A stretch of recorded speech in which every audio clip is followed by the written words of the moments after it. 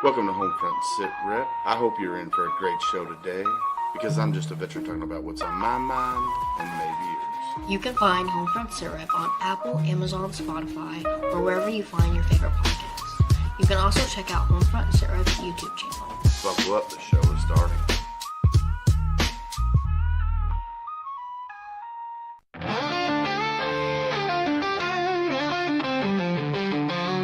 Out on the edge of the battle and back, we've carried the weight and we've walked every track. From desert dust to the fire at home, we've learned how to fight, how to stand alone. But no one tells you what comes after the war.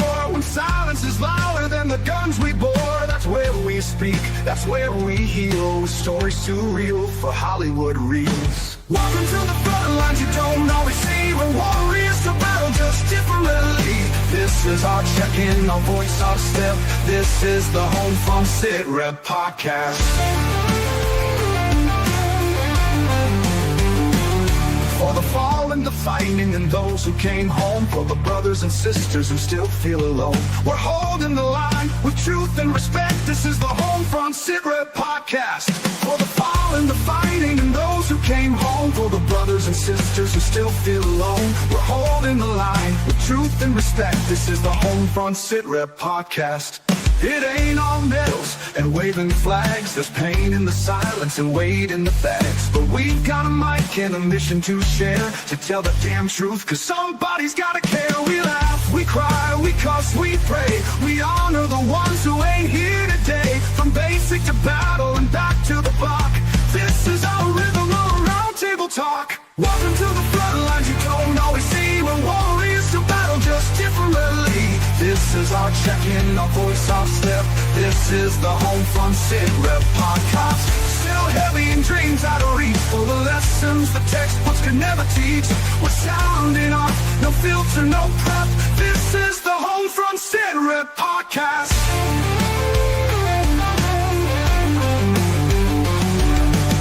So if you're born the boots or love someone who did, if you swallowed your hurt and kept it all hid, pull up a chair, you're not alone.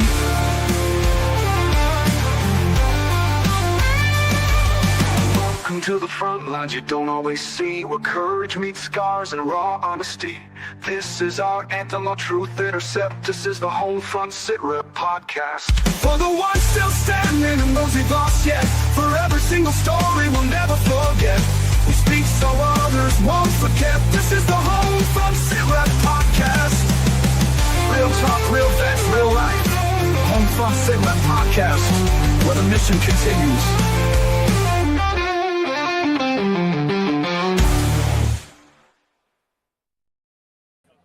Good morning, everybody. Beautiful Saturday morning from beautiful Georgetown, Kentucky. How is everybody doing? Gunny, how are you, sir?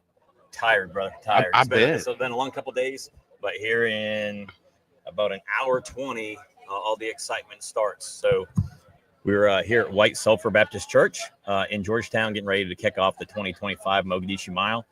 We have, I think, 58 teams registered, which is a record for us. We had 48 last year. Hard to believe 5 years ago we started with 16 teams.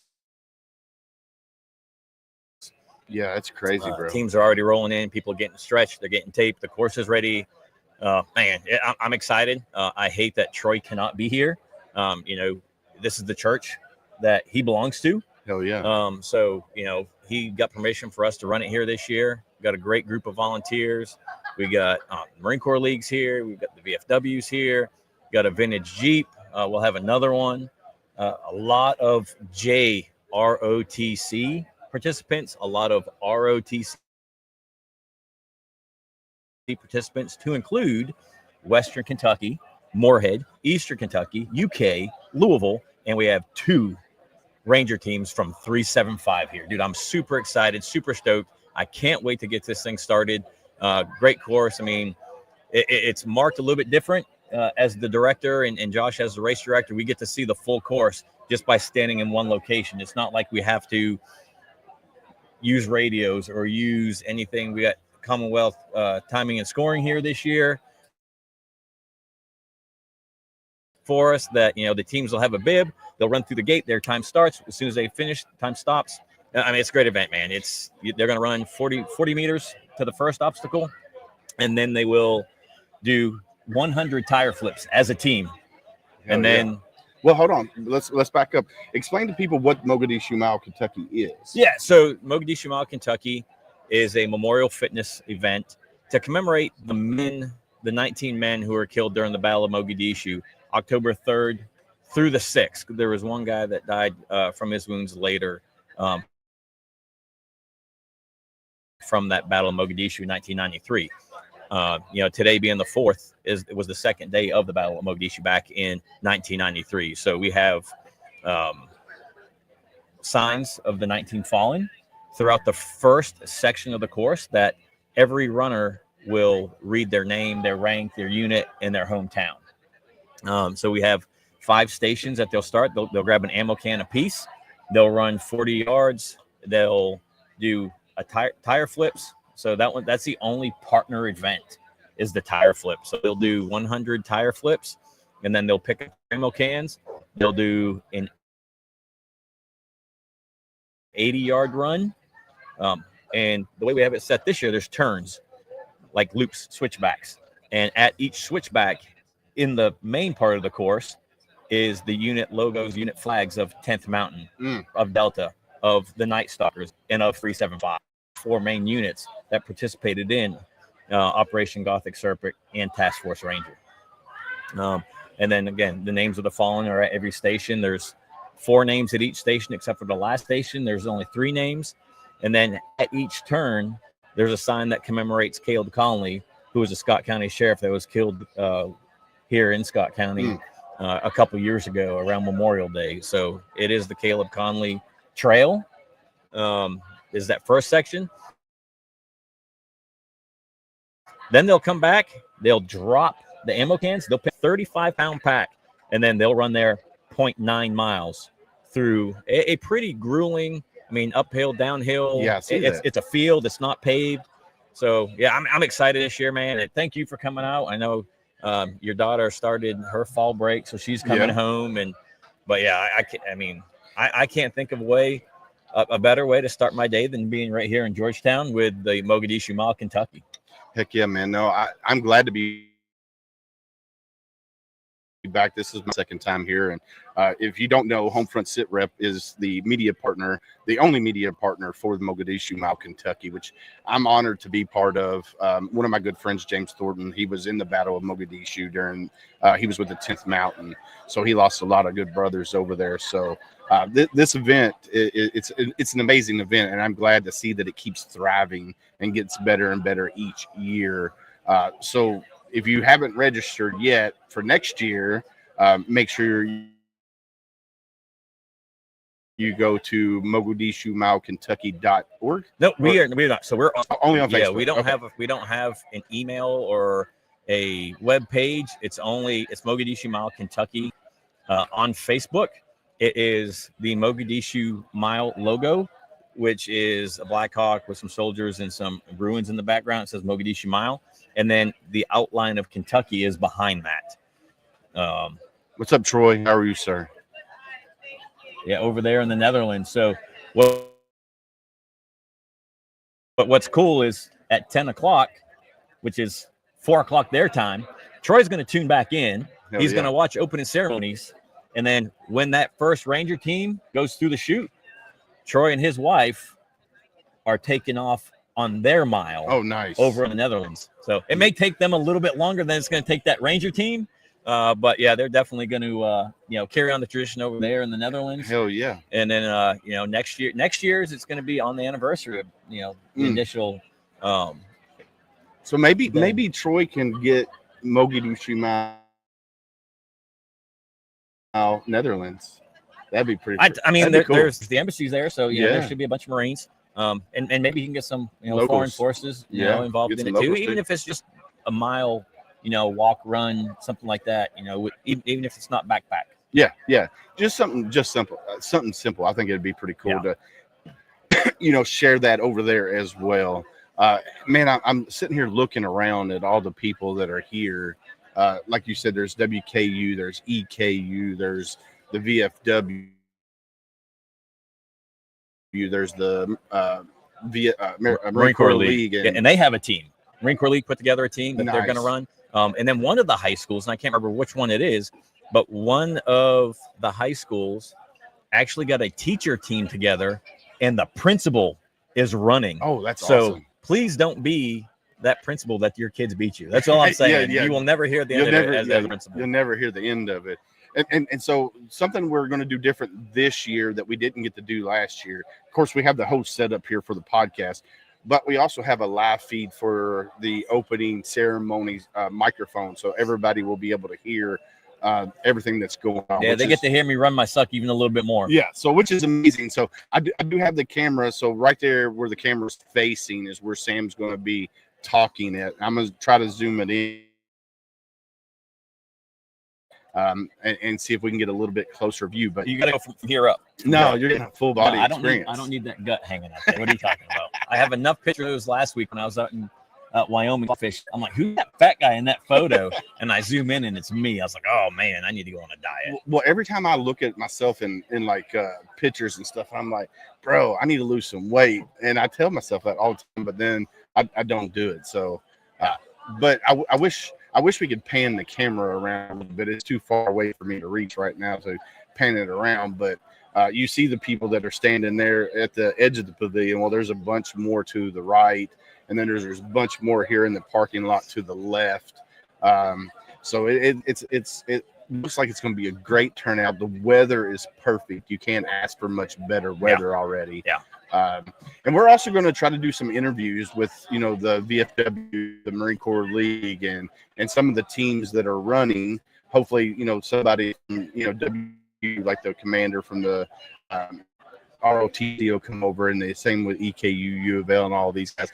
That way we can do interviews with those and ask them why they decided to, come out and do this event and what it means to them. And also the Rangers. I know the Rangers are here as well. That one won't happen because their PR person's not here. Yeah.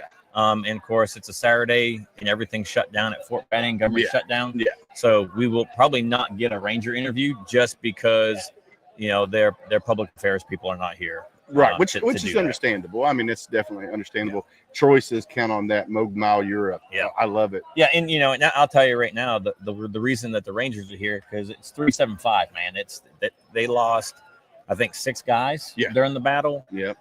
So they're coming in here every single year. They show up and to honor their brothers. Yeah, that camera. Dude, you need to shut that thing off. It keeps tracking you and going off me. And maybe I need to do this stuff and give me some more love here. We'll see that here at the end of the year. But yeah, no, I'm super excited, man. It's to have these teams come back every year and to have the ROTC units put the challenge out to the other ROTC units, to have the JROTC do the same. To watch this grow every single year. Yes, we have 58 teams this year.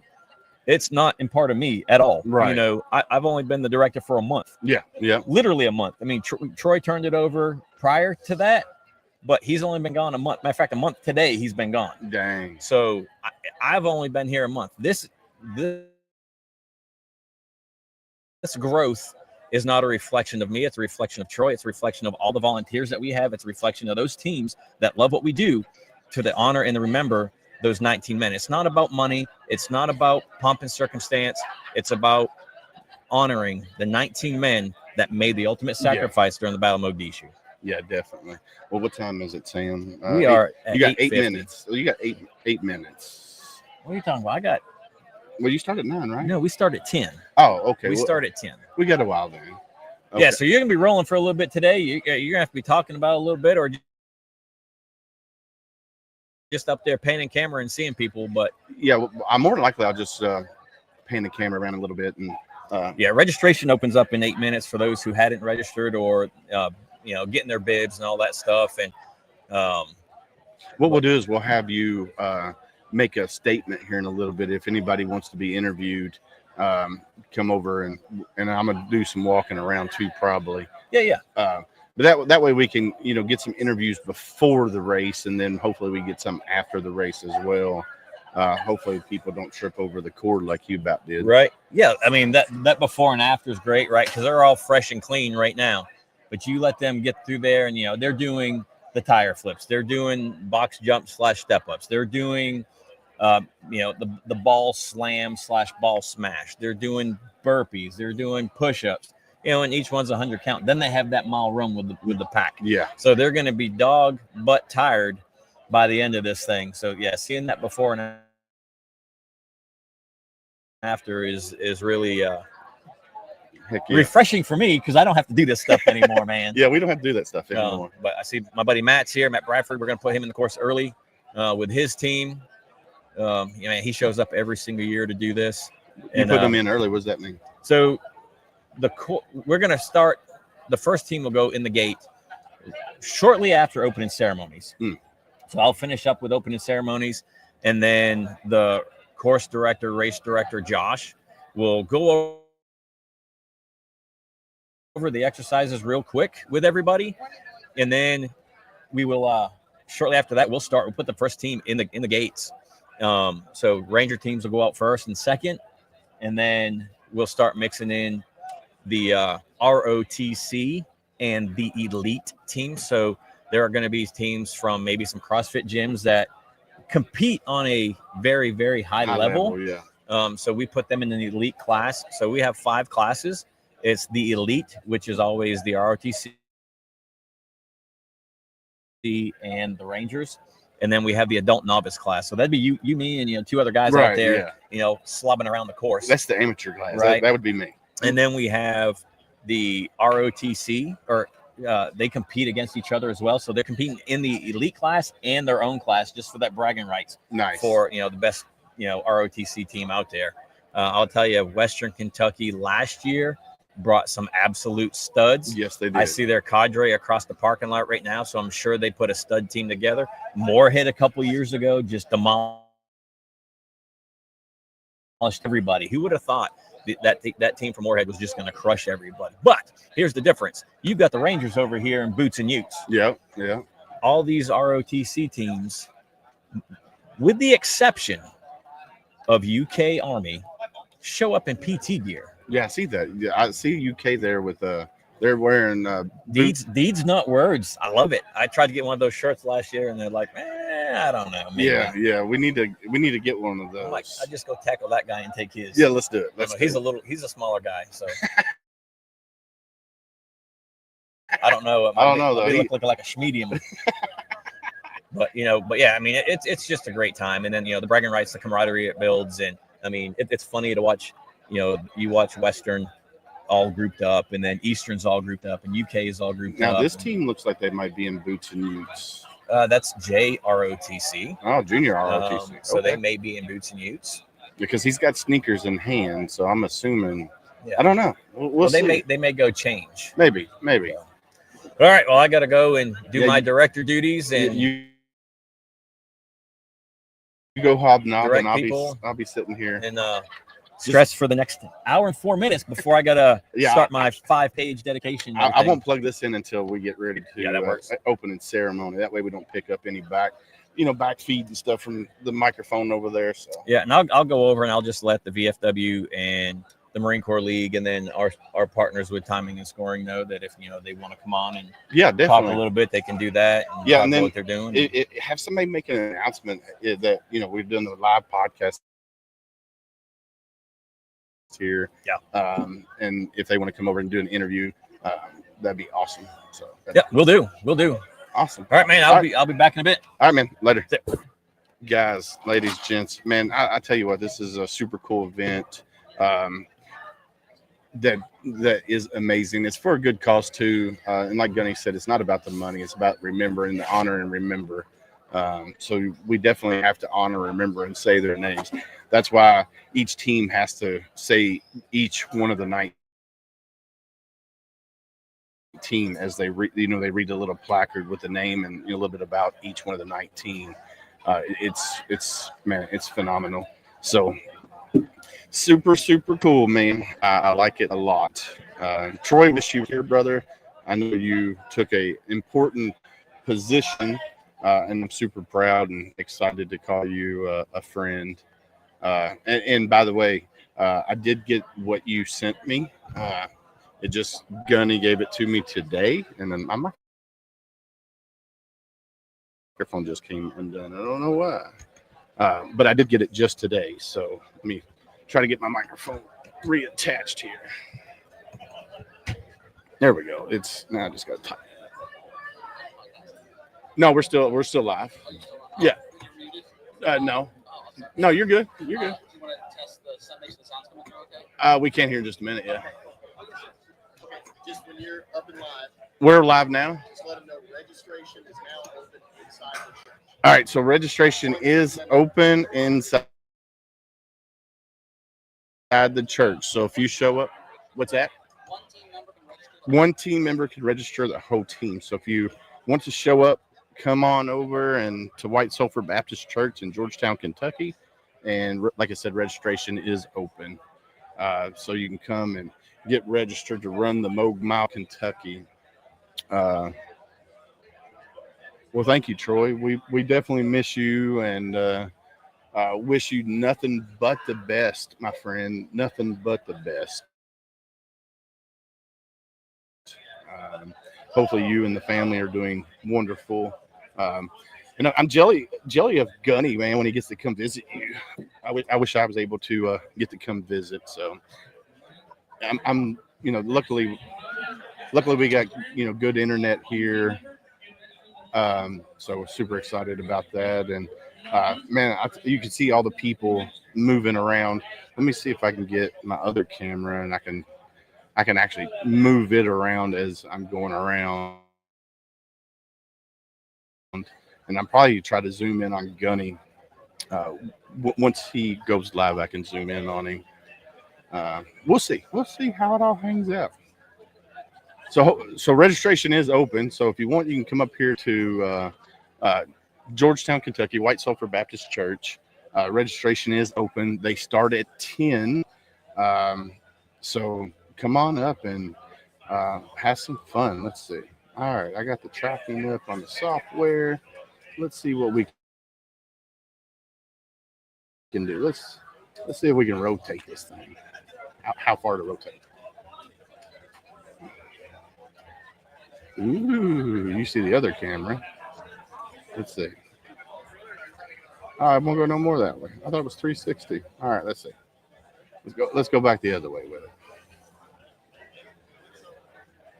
All right, let's see. Let's see how far I can get it to go.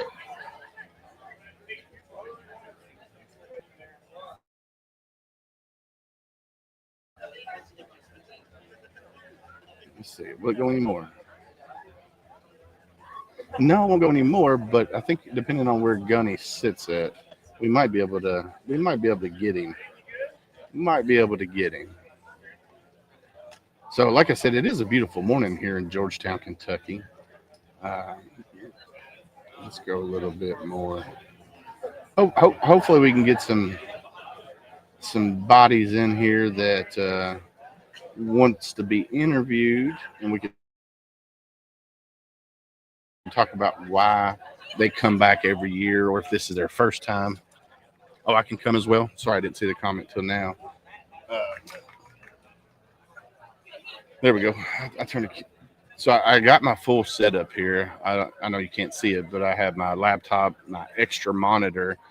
Then I have both microphones. I got a couple of extra headphones and 2 cameras running. Yeah, man, I'll have to see when Gunny is coming and see if I'm available. I know in February we're going to Tampa for the SOF missions. So yeah, we just have to figure out all the details and stuff. So again, in the auditorium, one person from each team can register the entire team. As you can hear, they're talking on the microphone saying that hell yeah, man, Semper Fi. I love that. The Marine Corps ball. So I've always heard the Marine Corps ball is way different at embassies and stuff like that. So I don't. It'd be interesting to see. So especially, I'm gonna turn this other mic down real quick. It's picking up a lot of background noise, and I don't know where the background noise is coming from.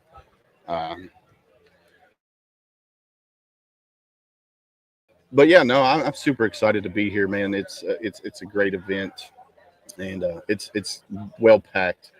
Um, so yeah, it's super cool. It'd be your first experience with it. Hell yeah, man. So is the can you hear the background noise, Troy? Can you hear like people chattering and stuff like that in the background? Because I can hear people talking in the background.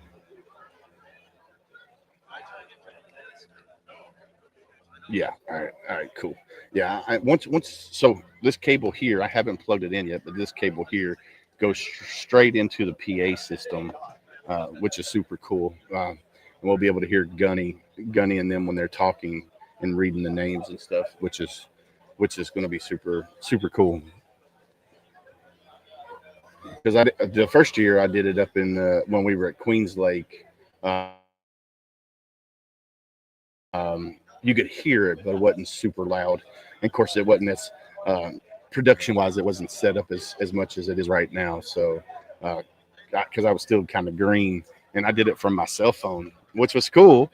And I got to walk around the course and do the live. But granted, there wasn't much. The Wi-Fi wasn't as good then as it is here. So, and if I have to, I might. Do my cell phone over there and log into it as well, and have that pointed directly at Gunny. I think that might be cool. Maybe we'll see how it all plays out, because I can log my cell phone in and do it as well. That way we get kind of the full experience. So we got Georgetown, Scott County EMS. They're here. Want to give a big shout out to all of our first responders. They're first responders, man. They're friggin' amazing. Have nothing but the utmost respect for first responders. They have a job that a lot of people don't want to do, just like us in the military. A lot of people don't want to do or join the military, and first responders and first responders are amazing. So I hear a little bit of static in the headphones, but nothing too crazy, I don't think. Let's see. Got this new camera. See, we'll do that. We'll do wide. I like wide better, especially if I have people coming over here in a little bit, hopefully, and want to chit chat and talk. Hopefully they do. We'll see. Yeah, that's what I'm thinking.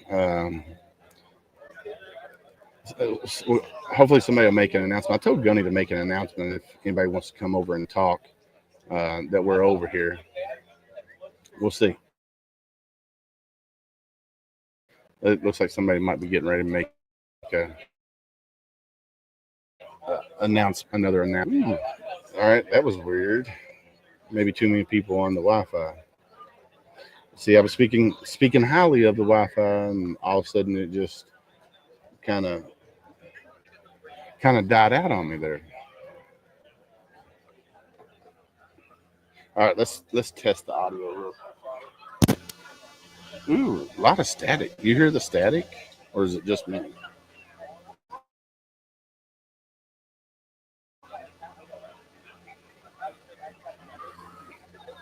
That's a lot of static. Back feed.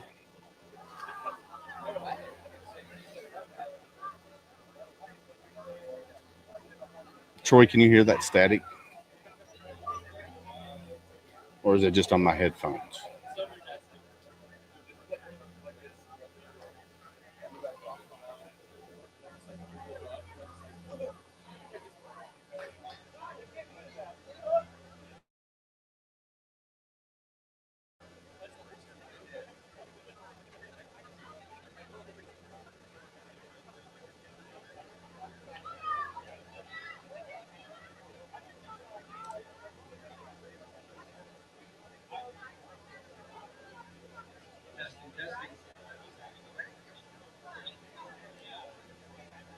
All right, we're testing the audio right now to see if we can hear um, just a little, not too bad. All right, just waiting and see if we can hear Gunny when he's talking. If not, we'll figure it out. That way we can make sure we get everything.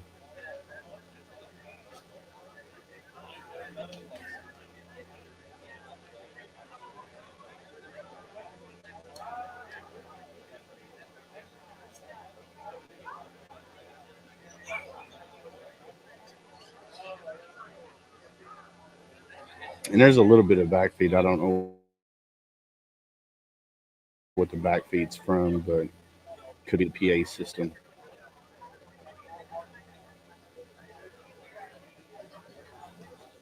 How are you? You want to come on and have a conversation? You can. Test. You got it? It's loud. Turn it down. Sunday.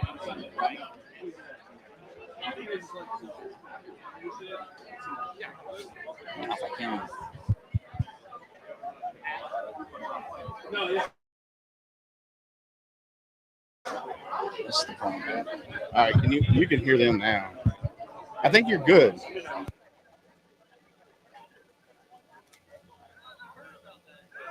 That was really good. All right.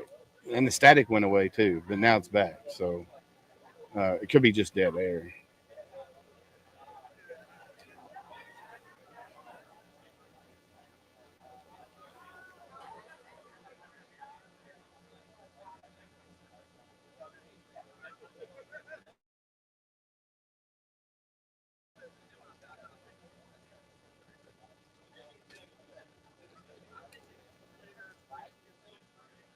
Good morning, Miss Marcia. How are you?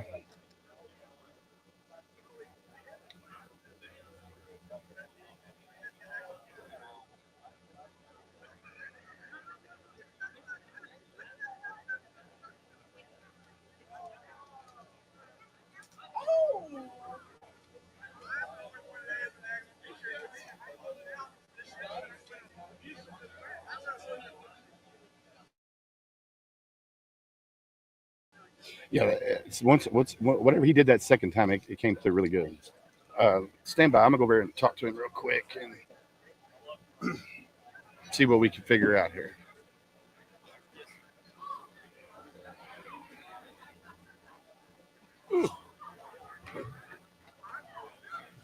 Lost my wallet.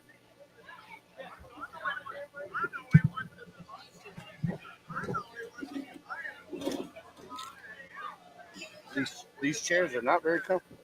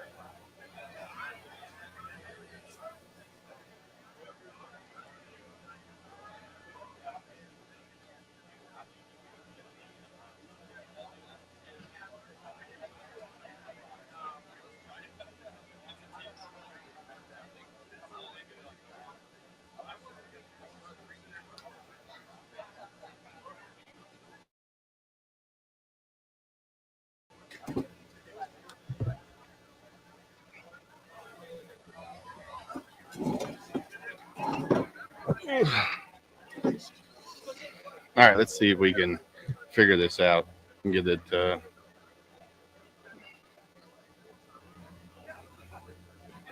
right, test.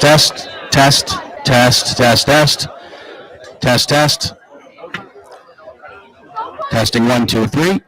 1, 2, 3. 1, 2. 2, 3. 1, 2, 3. All right. Hopefully that wasn't too loud. Anybody watching right now, was that too loud, or how'd that sound out there in the land of faces? Troy, how'd that sound on your end?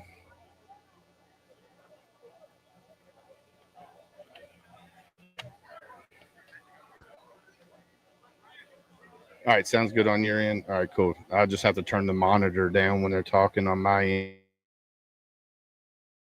end so I don't blow my eardrums out.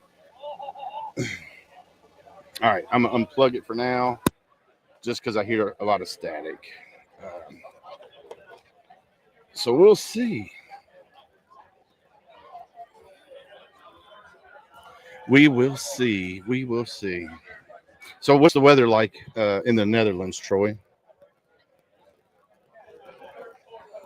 It's a beautiful, beautiful Kentucky day right here. Let me tell you. Beautiful, beautiful Kentucky day.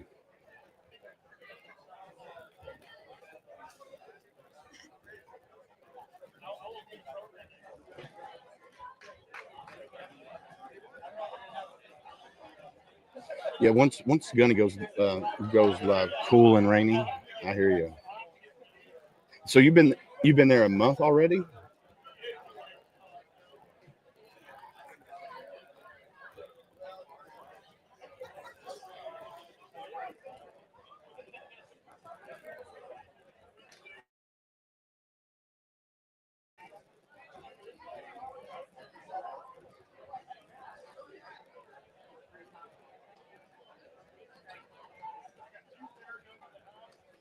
Yeah, I think I would love to eventually get into, once my youngest is graduated from high school and they're both in college and I get a little bit more free time, I want to start traveling eventually, as long as the wife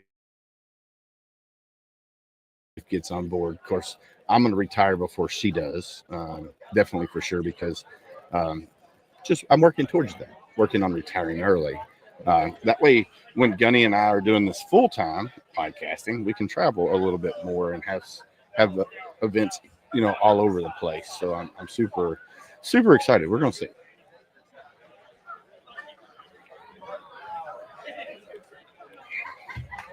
I just got to get to that point where we can go live, It's inside, bud.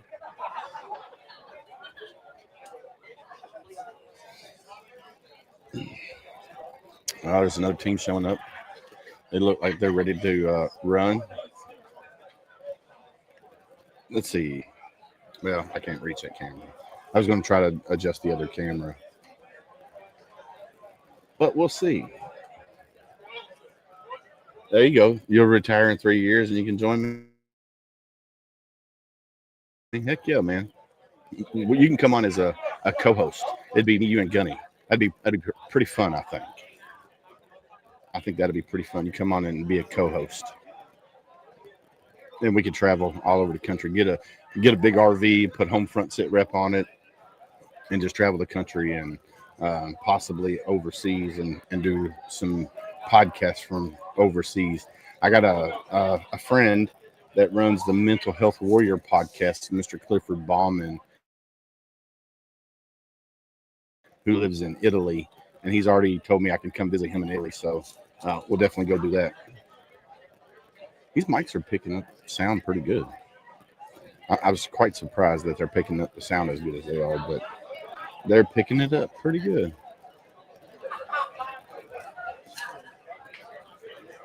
Sweet. I love it. I love it, Troy. I love it. I don't know where Mr. Mark ran off to. So, Troy, the gift that was given to me by Gunny this morning, because, he's had it for a while and been super busy. He didn't drive his truck to the house the other day when he came down to visit. Can I talk about that gift, or do I need to keep it on the DL? Let's start there.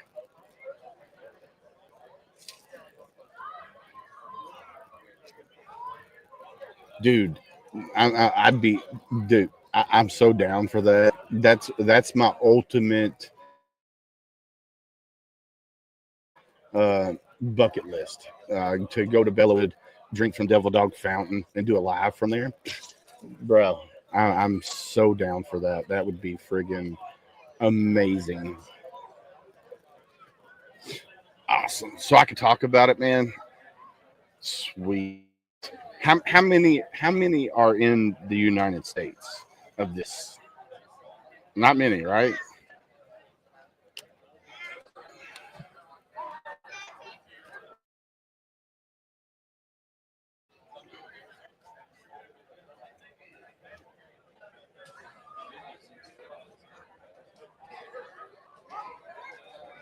If you don't know what I'm talking about, this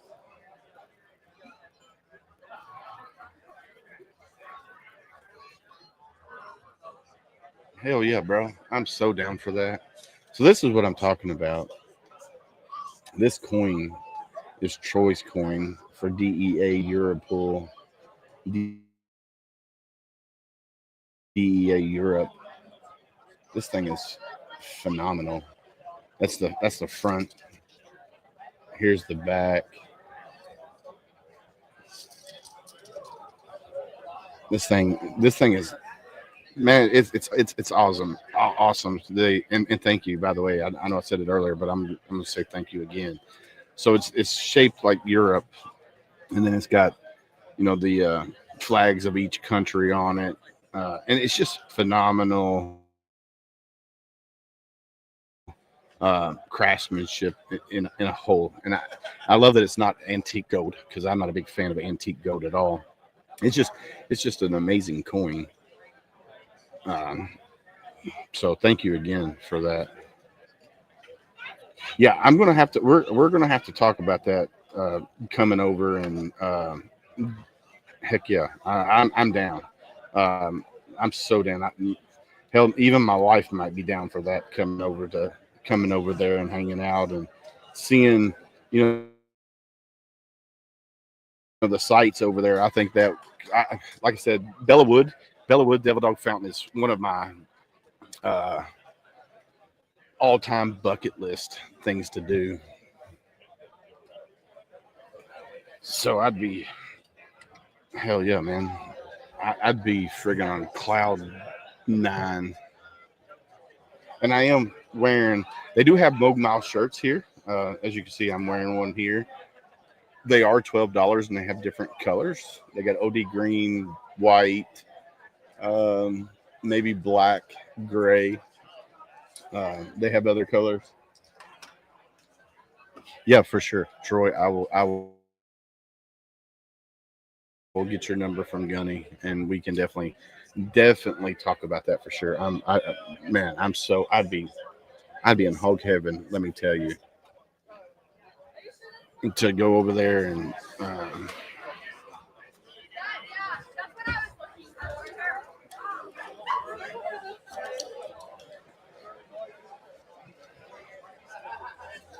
Yeah, it'd be just to be there, and knowing the history of Bellawood.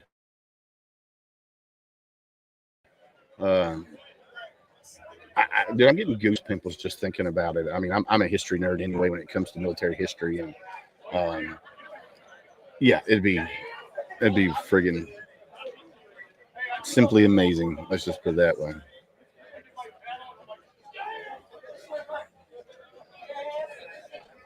Well, I thought I had a lady, Debbie. I thought she was going to come over and talk, but I don't know where she went.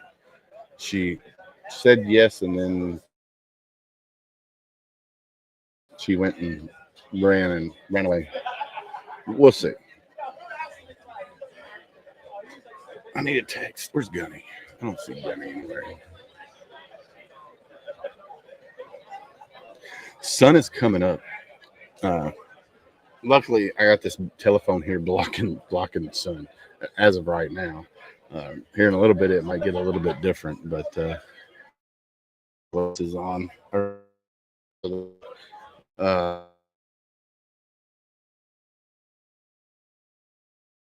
there, and I don't know what is causing that.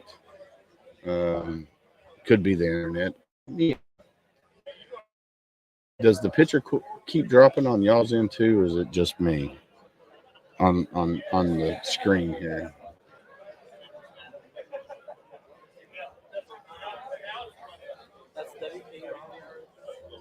That's why I love doing things hardwired. But then again, it could be friggin'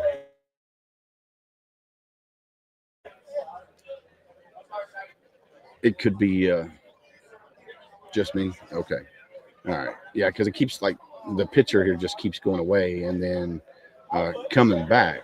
But I don't know.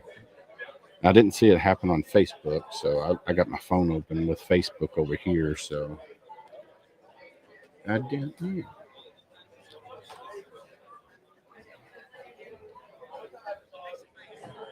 I got up here super early, man, which is cool though. I got to come and get everything set up, ready to go for today.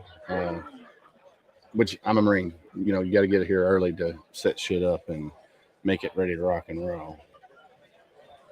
This guy's got a Kevlar, so he's in boots and utes. He's got desert camis on. He looks like he might be a Marine, maybe. Can't really tell. But he's got a Kevlar with digicam on it. So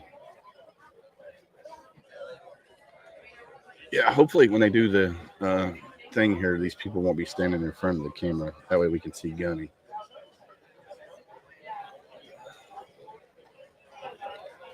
If not, I'll have to put my camera up there on StreamYard and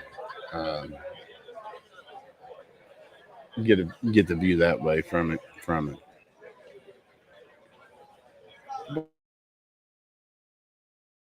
But we'll see. We will see. So registration is still ongoing at the current moment in time. You got up until almost 10 o'clock to get a team registered. So if you live close to Georgetown, Kentucky, come to White Sulphur Baptist Church here in Georgetown and get registered. You need a 4-man team.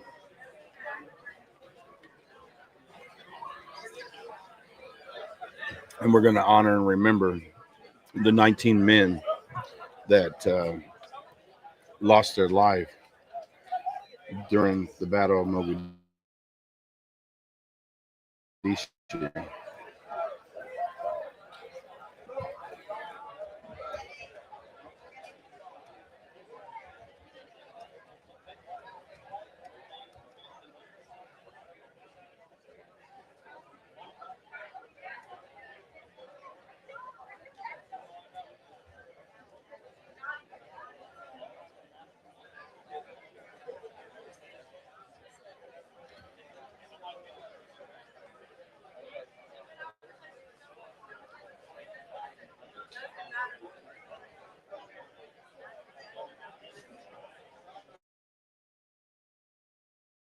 So if you don't know about the battle or the Battle of Mogadishu,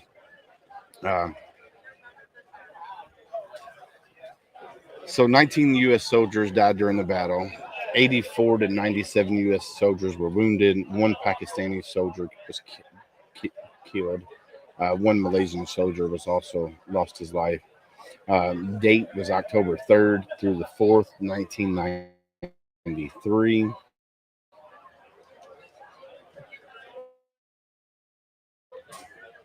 So the operation turned into a lengthy and intensive battle, which was a significant part of the Somalia Civil War.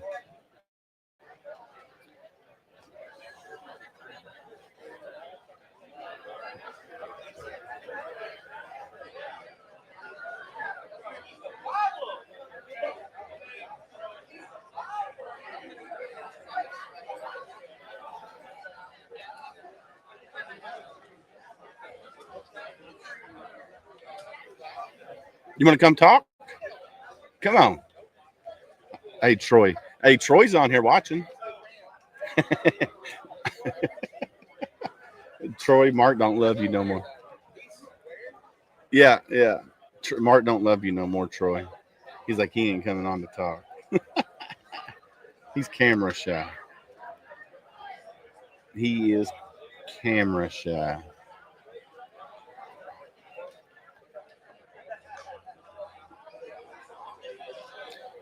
As you can see, there's a lot of people walking around.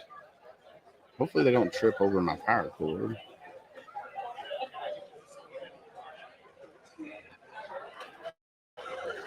Sorry, I'm looking up, doing some research. Doing some research on it, on Operation Gothic Serpent.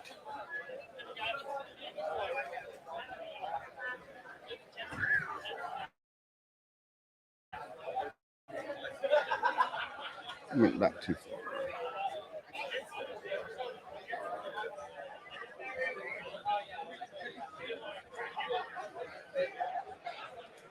I wish I had my other computer here. Gentlemen, how are you guys? We're representing the Georgetown Scott County Marine Corps League. Semper Fi. I'm with Detachment 729 out of Louisville. So, y'all want to get on camera and do an interview? He mentioned about the one gentleman, Mr. Deeds. Yep, Sam. Yes, he mentioned, he's like, hey, we'll talk to one guy. You got a couple of minutes and talk about our Marine Corps League and what we're doing. Like that. Yeah, so definitely. Yeah, who wants to sit down and? You go first. You go.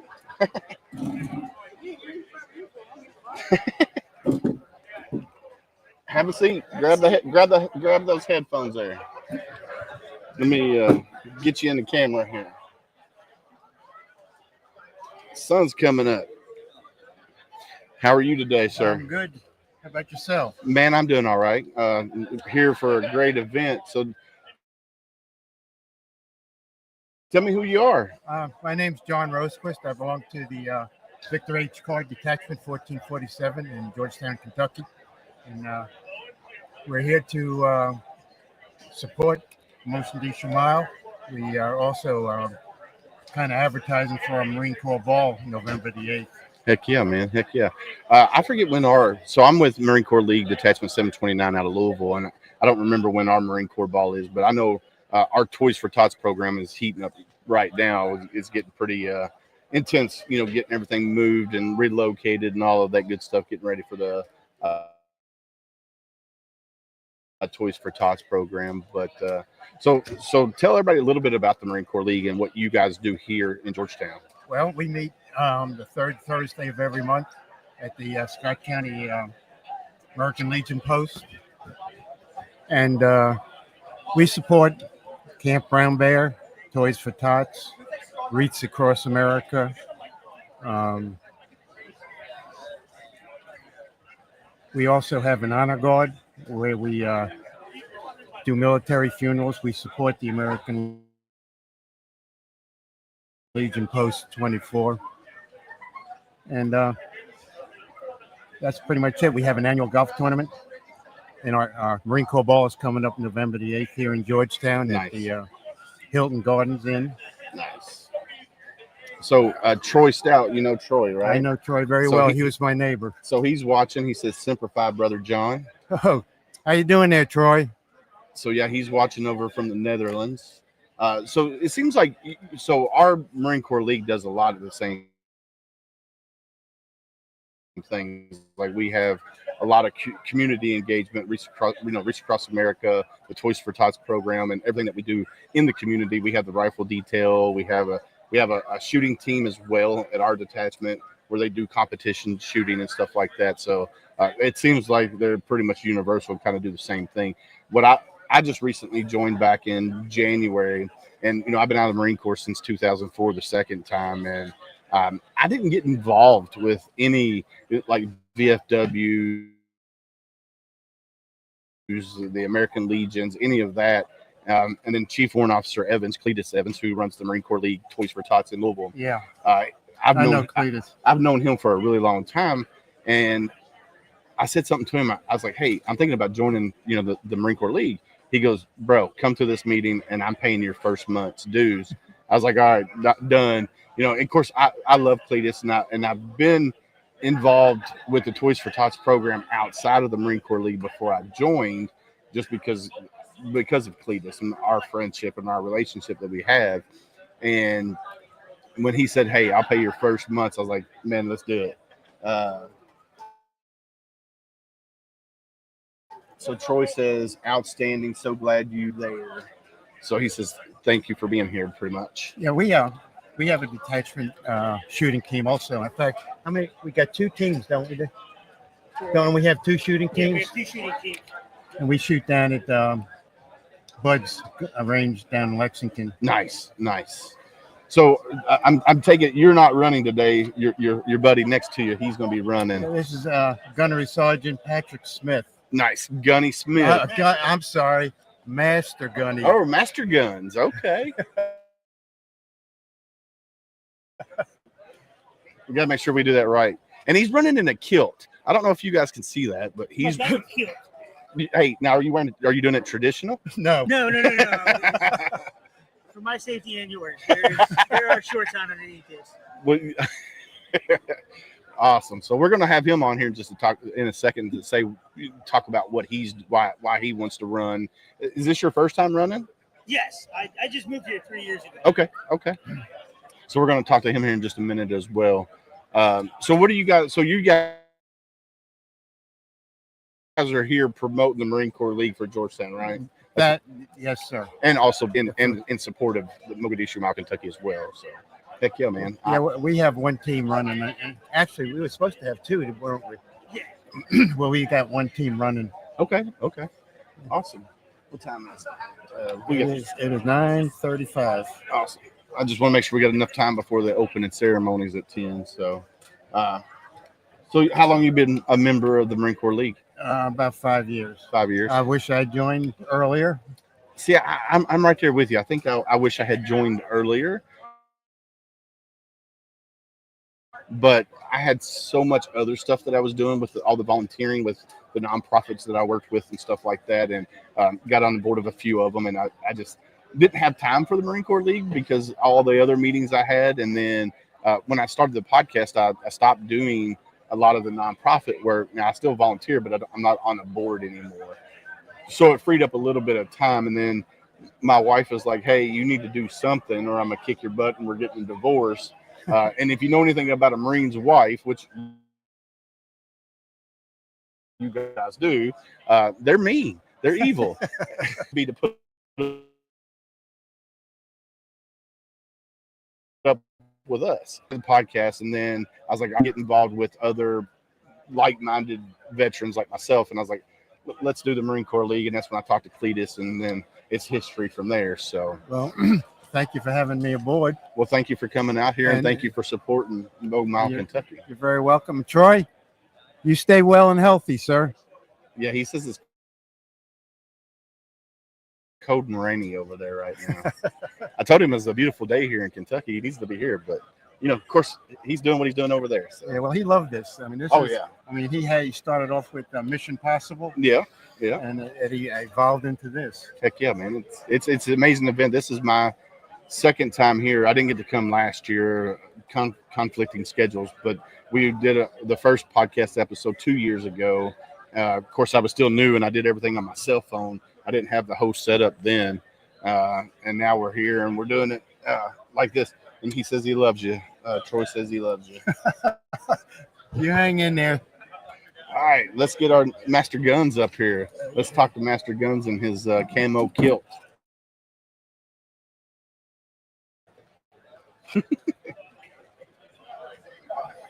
Welcome to the show, Master Guns. Oh, thank you. So introduce yourself. Patrick Smith. I retired 3 years ago after 30 years of active duty service in the Marine Corps. 30 years.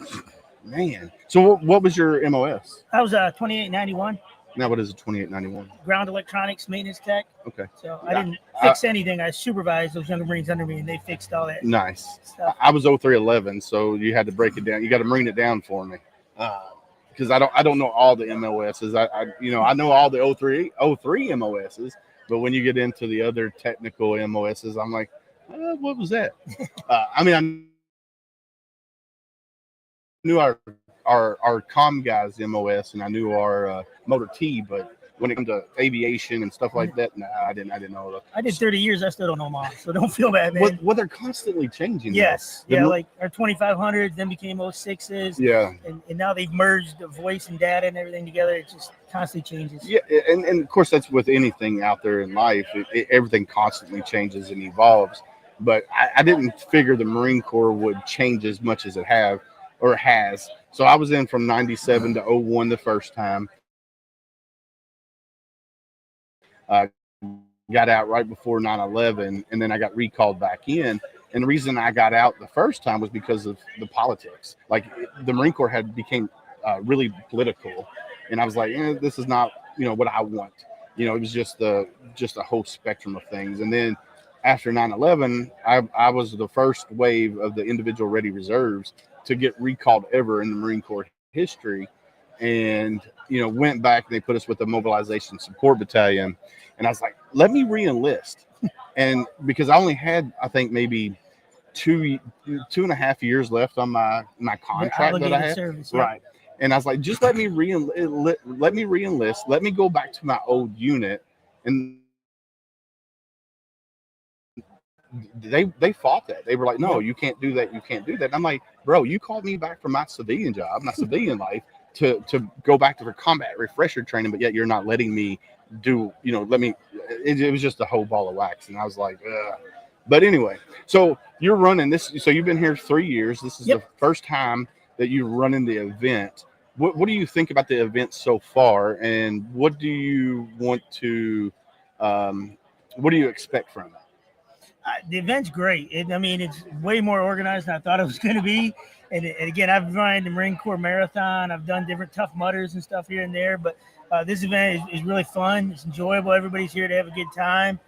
It looks challenging, but not. We're going to break it off on you, So it'll test you, but it's not going to break you. And I'm excited out of it. I got another Marine Corps League brother of mine. Again, and those that can still do it.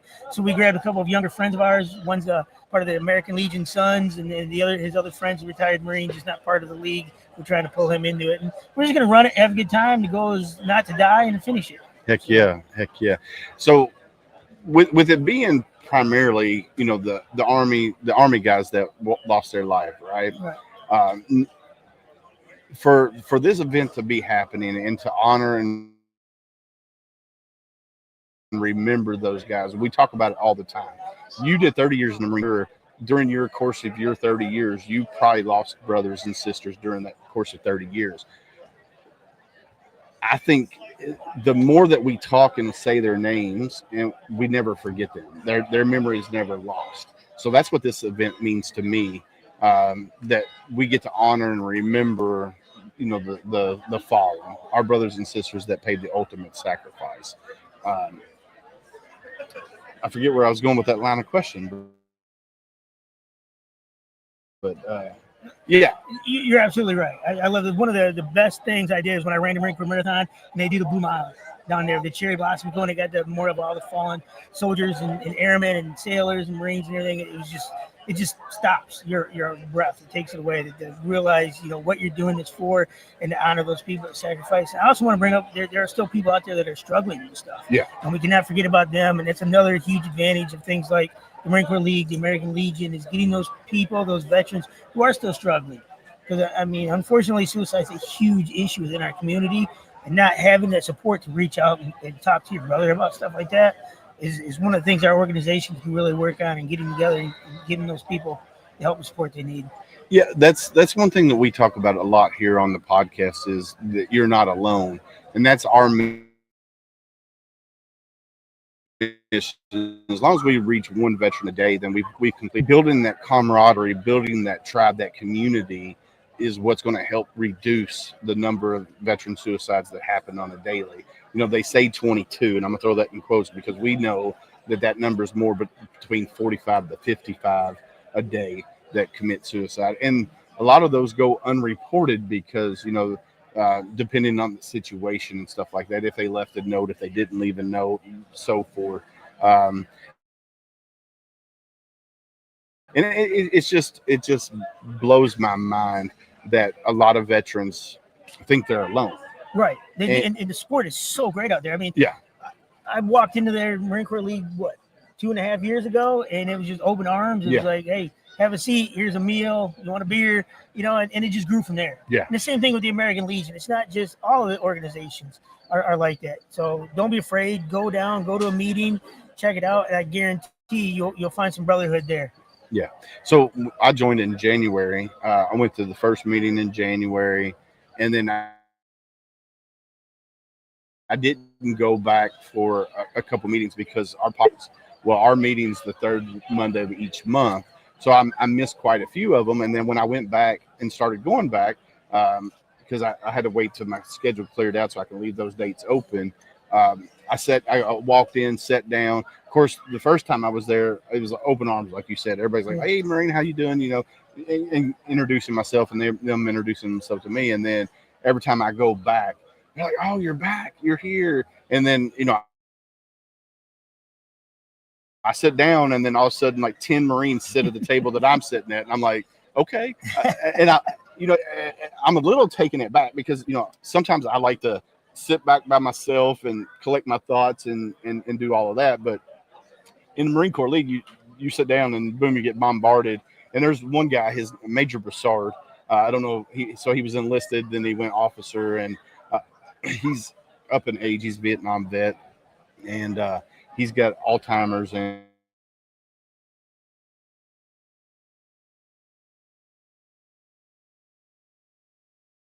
his story. It's just like, man, I love it. And I wish I could get him on the podcast, but he's turned me down because his wife has turned me down, not him, but his wife, just because of his illness. She's like, he wouldn't be able to do it. I was like, all right, I understand. I'd love to get a story just so it'd be recorded, so it'd be out there. And we talk about it here on the podcast. Be someone stranger, and this is what I mean by that. And see, I'm gonna get your take on it. So we as humans, we're more apt to talk to a complete stranger than the ones we love the most. So be somebody stranger. If you're out and about and you see somebody that looks like they're having a bad day, go up to them, say, "Hey, how you doing?" And if they give you the red flags, "I'm okay, I'm hanging in there, I'm living a dream," those are red flags right off the get-go, right? Ask the next hard question: how are you really doing? But you have to be ready for that conversation. Whether it's a 5-minute conversation or an 8-hour conversation, you have to be ready for that conversation. And what happens a lot, just like if I'm out and about, a lot of people will say, "Hey, how you doing?" I'm like, "I'm okay. I'm hanging in there. I'm having a bad day." But yet they keep on walking. They don't even stop and talk. They just say, "Hey," it's just like, I think we need to get back to being more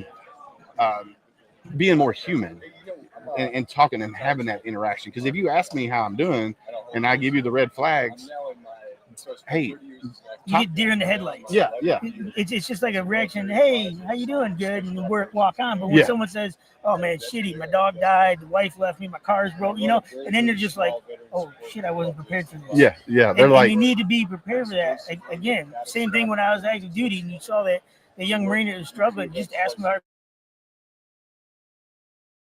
"Hey, are you okay, killer? Come with me." Yeah. And again, you're absolutely right. People are going to open up more to a stranger because they don't know them and they think their secrets will die with them. Yeah. So again, you have to be prepared if you're going to ask that question for the answer of, "I'm not okay, I need help," and are you willing to help that person? Yeah. Good morning. Anybody hasn't registered? I probably need to get going so I can run this thing. Yeah, I think we got a little bit of time. But thank you for coming on. Oh, thank you, man. I appreciate Troy you. says, "Love you, brother." So, Thank you. Awesome. I'll be out again next year. So Master Gunny took. Thank you for coming out to run the event. Semper Fi is what Troy says. Number 5 to you, Troy. All right, thank you again, sir. No worries. Thank you. I got something for both of you guys before y'all head out, but I'll do that here. I gotta go get my truck real quick. All right, Troy, I'll be right back. We're gonna be getting started here shortly, so I'll be right back. Now I'm getting ready to touch David here. 1 second. Yeah. Can you text me? I can. You just put it in your, I can text it to you right now. All right, everybody, open ceremony will start in 15 minutes. You can help spread the word. 15 minutes to open ceremony. I can do it if you want to just tell me. Go ahead. 859. Thanks, sir. So, Lee Evans, is he a data officer? 859-351. I forget what I know he was. So in 2005, I was in Iraq at TQ with the Cleat Evans. Okay. He worked at our G6. I'll show you what it looks like. But he was, again, that's a unique name. It is. It is. I'm not saying that, but again, with you being an 03, I can't believe you would have crossed paths. Well, I didn't cross paths with him in the Marine Corps. Oh, okay. It's got to be him. Lodging, food, everything.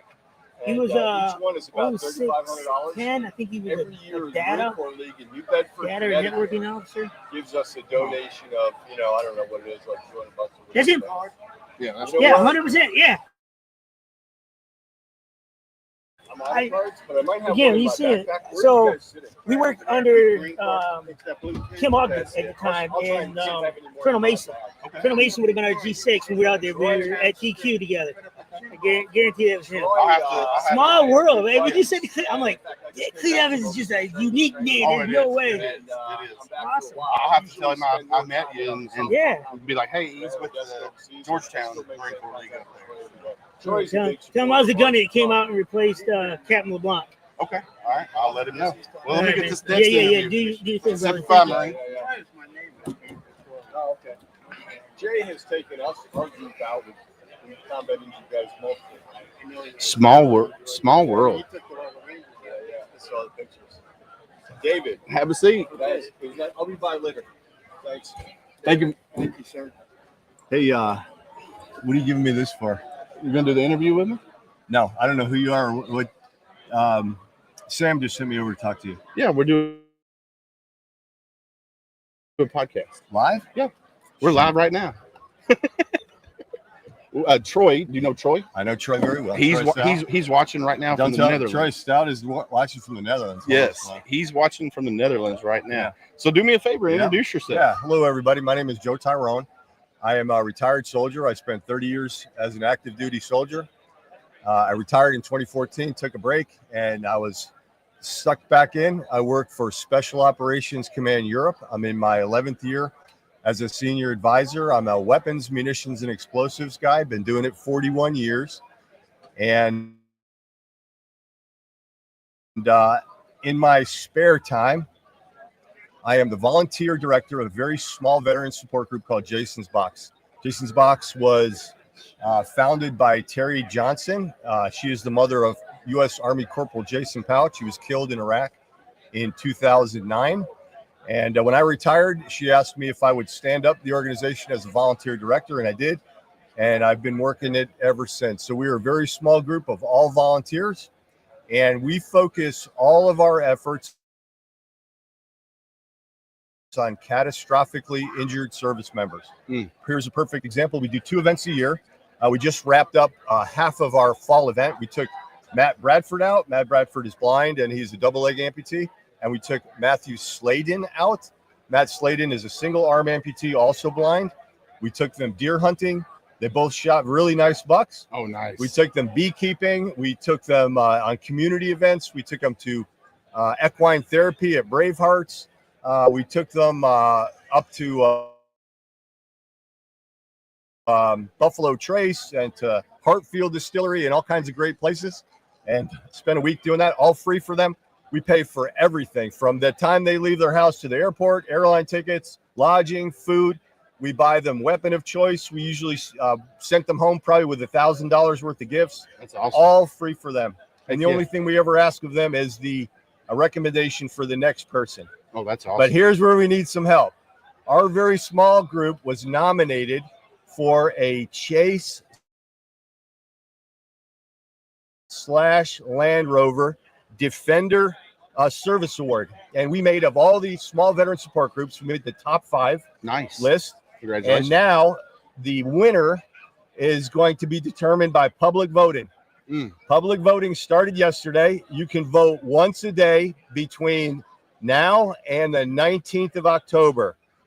There is the website.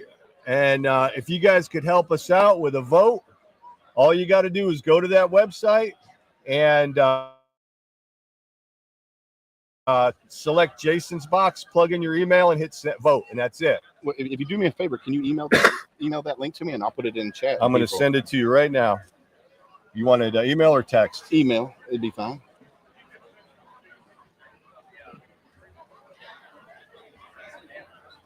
There you go. Okay, if you get this email and text, please send it far and wide. We need your vote daily. Everybody with an email address can vote. You can vote. Your spouses can vote. Your kids can vote. Your everybody you know can vote. Please forward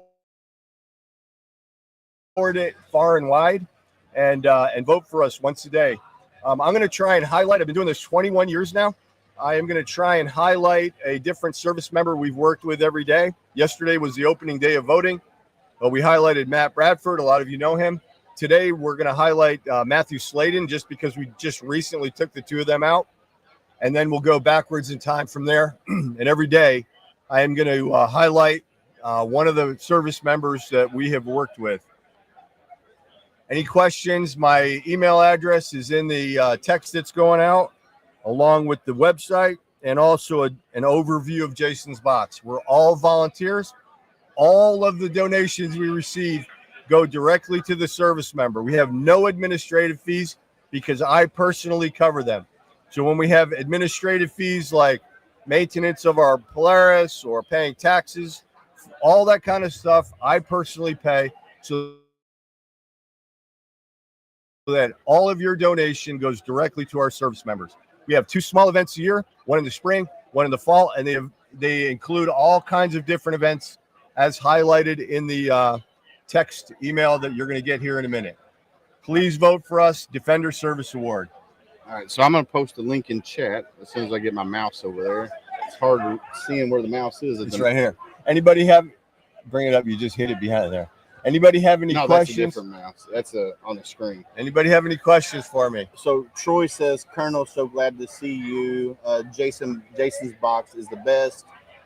Colonel Tyrone is such a good man, such a passion to help wounded military. Thank you, Troy. Hey, I just came back from a week of overseas training Ukrainians. You know, we're still in the fight, and our service members are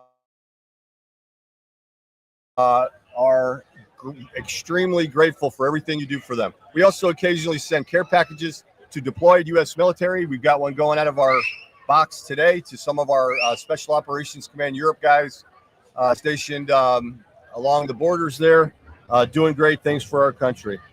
So the link is now in chat. So awesome. You can actually, and it's right there on the screen. So you can go click on that link. You can vote once a day. So go to that link, vote once a day to help these guys at Jason's Box win this award. I think it's super cool what you guys are doing. And then I need to get your phone number before the end of the day. Plug it in right now. If you want to, you can. Yeah. Call me, text me, message me. My phone number is 859-420-8236. 8236. And I'll send you my email too if you want it. I'll put it in perfect. ROTC groups, any veteran groups, please vote for us. Yeah, so definitely go vote for them. I want to reach out to you just so we can get you on the podcast on our normal day. That way we can focus strictly on you and your mission, what you guys are doing, because I think it's freaking amazing what you guys are doing. Appreciate it. So, but we are getting ready for this. But thanks you for coming over and hanging out with me. Thanks for letting me do that. Yes, sir. You're welcome. Vote daily. Go vote daily. Yes, sir. Go vote daily. All right, so we're getting ready to get started. Thank you again, sir. Appreciate it. Yes, sir. Colonel. Before I forget. No, wrong coin. If I give you that, Troy, get mad. Oh, yeah. Thank you, sir. Thank you. All right, so we're getting ready to get started with the live. Go ahead and get this plug back in.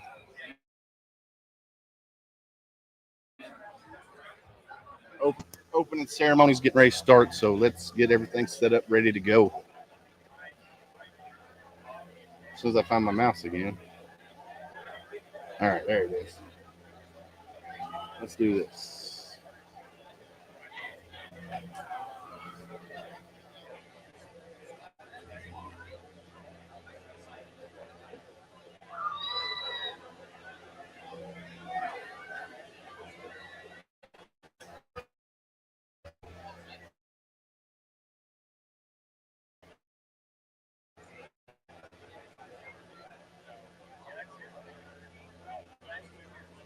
All right, I'm gonna mute real quick, just temporarily.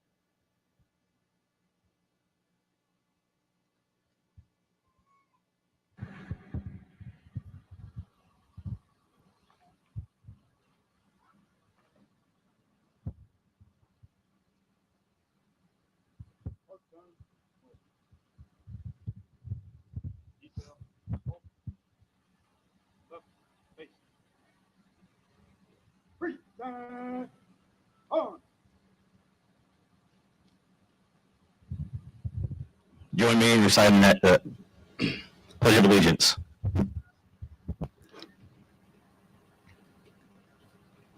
I.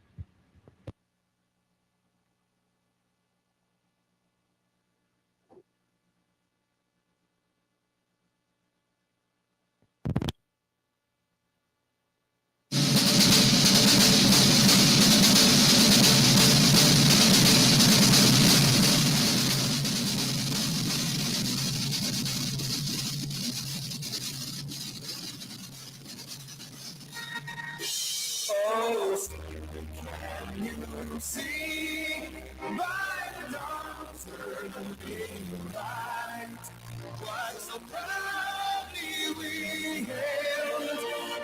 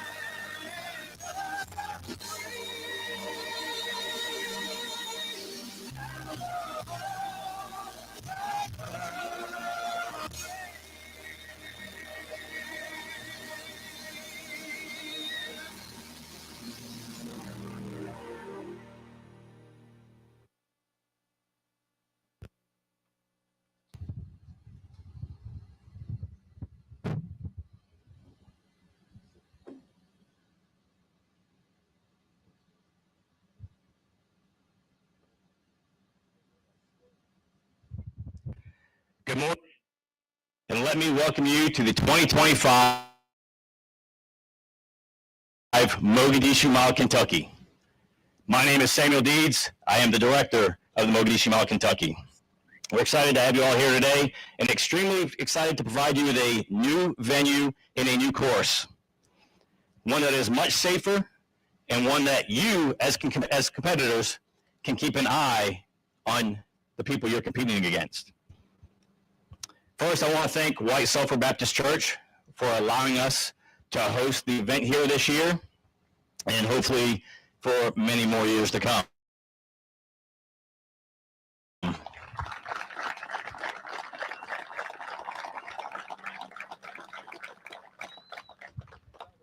Of course, none of this would be possible without the planning committee, our course director / race director, Josh, our volunteers,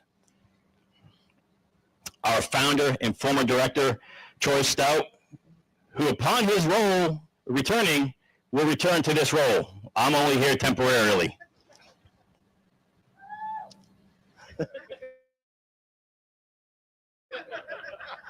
Come on now. He also might be watching the opening ceremonies from the Netherlands right now. And when the first Ranger team takes the course, him and his wife will be stepping off on a 1 mile ruck march of their own. Last but definitely not least, you, the competitors. This definitely is not possible without you. I'd also like to thank the Three Rangers Foundation, who back in 2021 gave us permission to run this event here in Kentucky, which was the first ever Mogadishu Mile in Kentucky and the only team event within the Mogadishu Mile family. I want to thank Blue Skies for the Good Guys and Gals Warrior Foundation and J. Magley 1845. I would be remiss if I did not mention, and bear with me, Texas Roadhouse in Georgetown, Ale8, Coca-Cola of Lexington, FOPA 2, Middletown, Ohio, C.Ed Massey Associates, Kroger Marketplace on Richmond Road in Lexington, Rolling Thunder, Chapter 5, Kentucky, Georgetown, Scott County EMS, Valor Coins and Pins, Homefront Sit Rep Podcast, the UK Persian Rifles Color Guard, Lieutenant Colonel Phillips, the boat captains that hosted the Rangers yesterday for an amazing day of fishing, the Kellys at the cabins at Serenity Hills Farm, Ford Vision Engravings, Jason's Box, VFW Post 680 Lexington, Team Fast Tracks, Fraternal Order of Eagles Area 528, Marine Corps League Detachment Victor H. Carr, Russell's Laser Engraving, Moon Companies, Kroger in Georgetown, Harrisburg, and Shelbyville. In late summer 1993, President George Clinton deployed Special Operations Task Force, known as Task Force Ranger, to Mogadishu as part of Operation Gothic Serpent to capture Somali warlord Mohammed Farah Adid. The comprised of Rangers from 3rd Battalion, 75th Ranger Regiment. On October 3rd and 4th, 1993, Task Force Ranger became embroiled in Somalia militiamen in an overnight gun battle. The intensity, which was liked at the time, most intense firefights since Vietnam. The story of this battle is captured and told in Mark Bowden's best-selling book, as well as the major motion picture, Black Hawk Down. On the afternoon of October 3rd, 1993, Task Force Ranger boarded Army helicopters for what was expected to be a textbook raid to capture 2 of Adid's lieutenants. Using rocket-propelled grenades, Somalia militiamen shot down 2 Black Hawk helicopters, turning a planned raid into an unexpected rescue mission. Driving that change of the mission was galvanized commitment of Army Rangers to never leave a fallen comrade. When U.S. relief convoy arrived on the morning of October 4th to relieve the battered Ranger force and return them to Mogadishu Olympic Stadium, there was only enough room in the armored vehicles for the dead and severely wounded.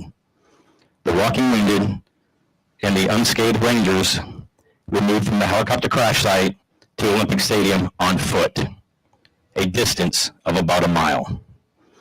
All the while still under rocket-propelled grenades and small arm fire. At the end of the battle, 19 soldiers from U.S. Army Special Operations Command, 160th Special Operations Aviation Regiment Squadron, 10th Mountain Division, and 3rd Battalion, 75th Ranger Regiment were deceased. Many more were wounded, and 1 was captured. To those moving by foot October 4th, that relatively short but lethal distance between the helicopter crash site and Olympic Stadium became known as the Mogadishu Mile. The grueling course that you're going to enter today not only will test you physically, but will test you mentally as well. Some of you may want to quit. You'll enter the course and finish as a team. You're only as fast as your slowest person. Do not leave a teammate behind. As you attack the course today, you'll pass many flags. Flags representing each unit from the Battle of Mogadishu, flags representing each branch of the armed forces, and flags representing our first responders. When you come back into the finish line, you'll pass the American flag and the Honor Remember flag that pays homage to those who are no longer with us. Within the course, 5 obstacles, you'll see placards of the 19 men that made the ultimate sacrifice during the Battle of Mogadishu. You will place your ammo cans down by the signs and read the names of the fallen. Those names are from the U.S. Army Special Operations Command, Master Sergeant Gary Ivan Gordon, Sergeant First Class Randall David Shugart, Master Sergeant Timothy Lynn Martin, Sergeant First Class Earl Robert Fillmore Jr., Sergeant First Class Matthew Lauren Ryerson, Staff Sergeant Daniel Darrell Bush,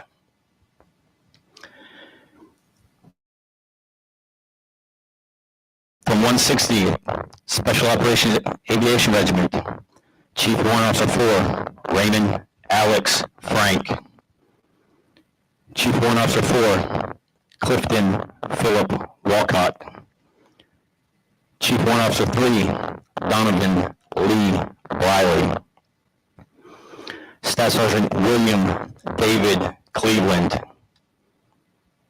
Staff Sergeant Thomas Joseph Field, from 10th Mountain Division, Sergeant Cornell Lamont Houston Sr., Private First Class James Henry Martin Jr. And from 3rd Battalion, 75th Ranger Regiment, Sergeant James Casey Joyce. Sergeant Dominic Michael Pula. Sergeant Lorenzo Manuel Ruiz. Sergeant James Edgar Smith.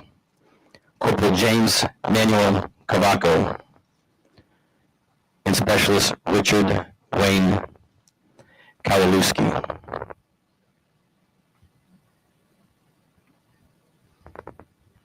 Today we not only remember the 19 men that made this ultimate sacrifice in the Battle of Mogadishu, but the 4 soldiers from the 160th that recently lost their lives in the tragic Black Hawk crash in Washington on September 17th. We remember the 11,745 service members from Kentucky that have perished in conflict since World War I, to include the 111 service members that have died in the 20 years during the Global War on Terror.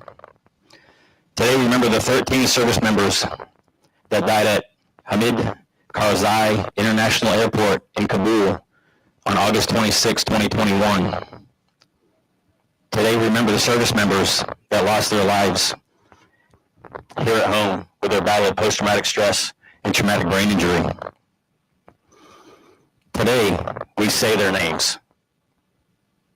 I had a Gold Star father tell me once that a person dies twice. The first time is when they take their breath for the last time, and the second time is when their name is spoken for the last time. When you pass the signs on the course today, speak their name. When you pass a road sign dedicated to a service member, speak their name. When you see a marker at a cemetery of a service member, speak their name.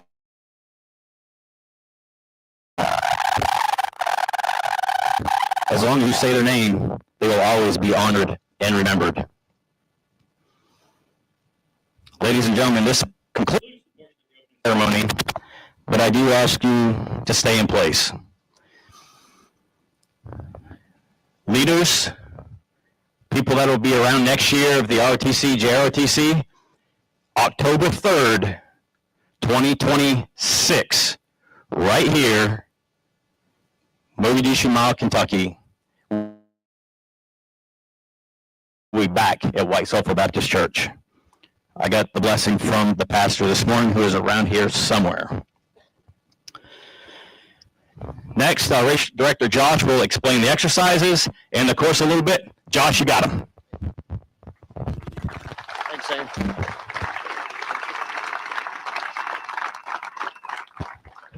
Appreciate that.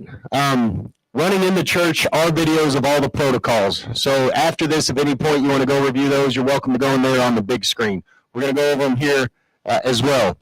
Prior to that, let me say, this is an outdoor course. We've tried to mark any hazards on the trail with caution tape, but please be advised where you're running. We also have walnuts that have fallen, that type of thing. So it is an outdoor course. Also, we are reading the names, but the names that you only read will be at the 5 body weight stations. You'll see other posters out here on the course as well. You're not required to stop and call out the names. So let's get into the protocol here. I have the list here. We're doing elites first.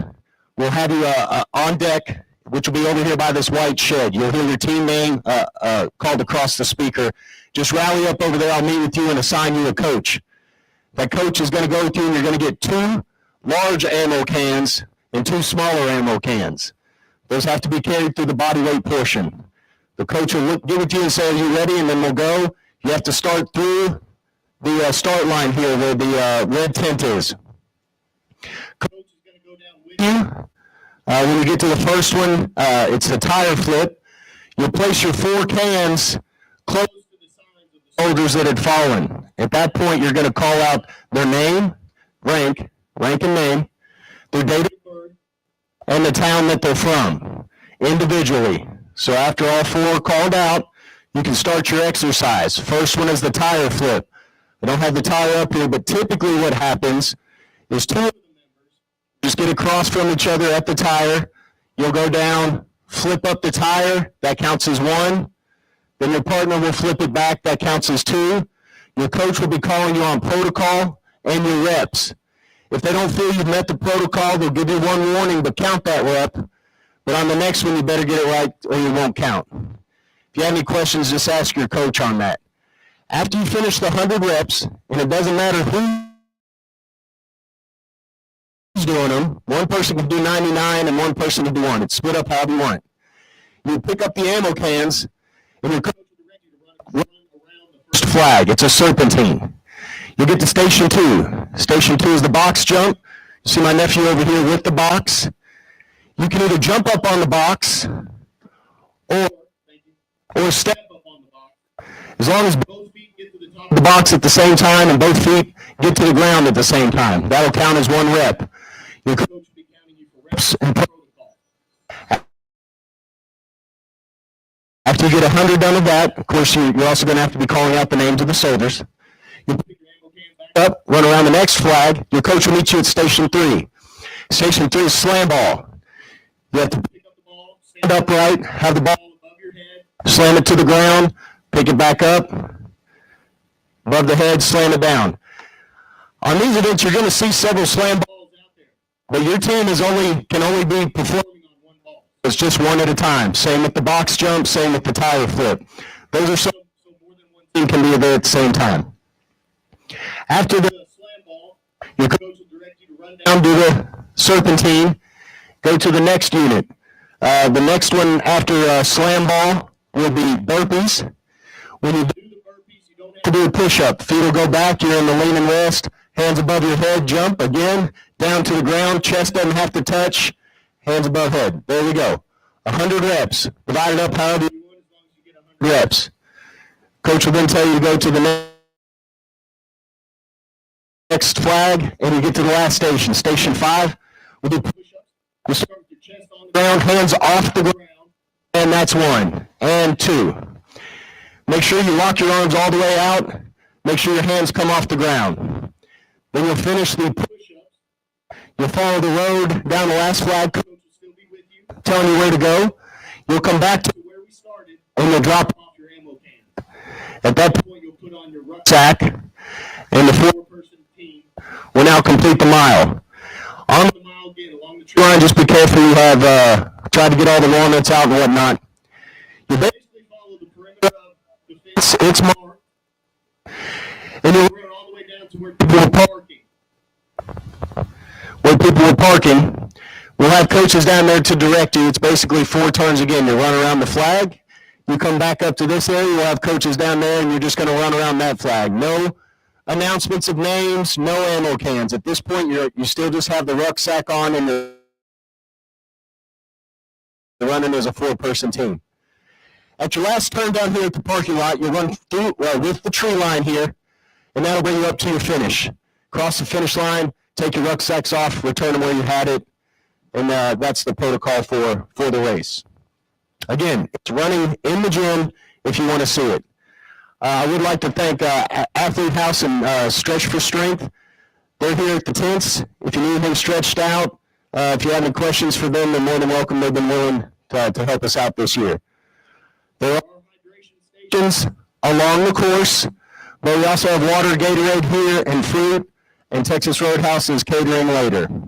Last year, we wrapped up around 2 o'clock. We'll be keeping track of the times, and at the end, we'll present the awards first, second, and third event, and for first, second, and third for any all-female teams. If you have any questions after that, feel free to grab me. I'll be by the red tent, and me or one of my assistants will answer any questions. Can't emphasize it enough. Hydrate, hydrate, hydrate. Ranger teams 1 and 2, you're in the car. All right. Gunny. What you turn that? Okay. Gunny using his gunny voice.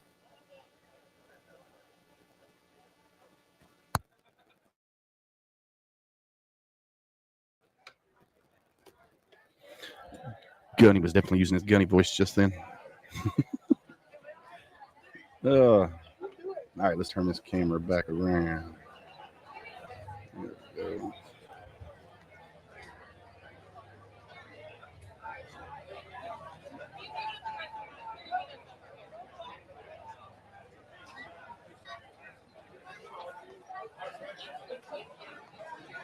Ooh, look at that mug.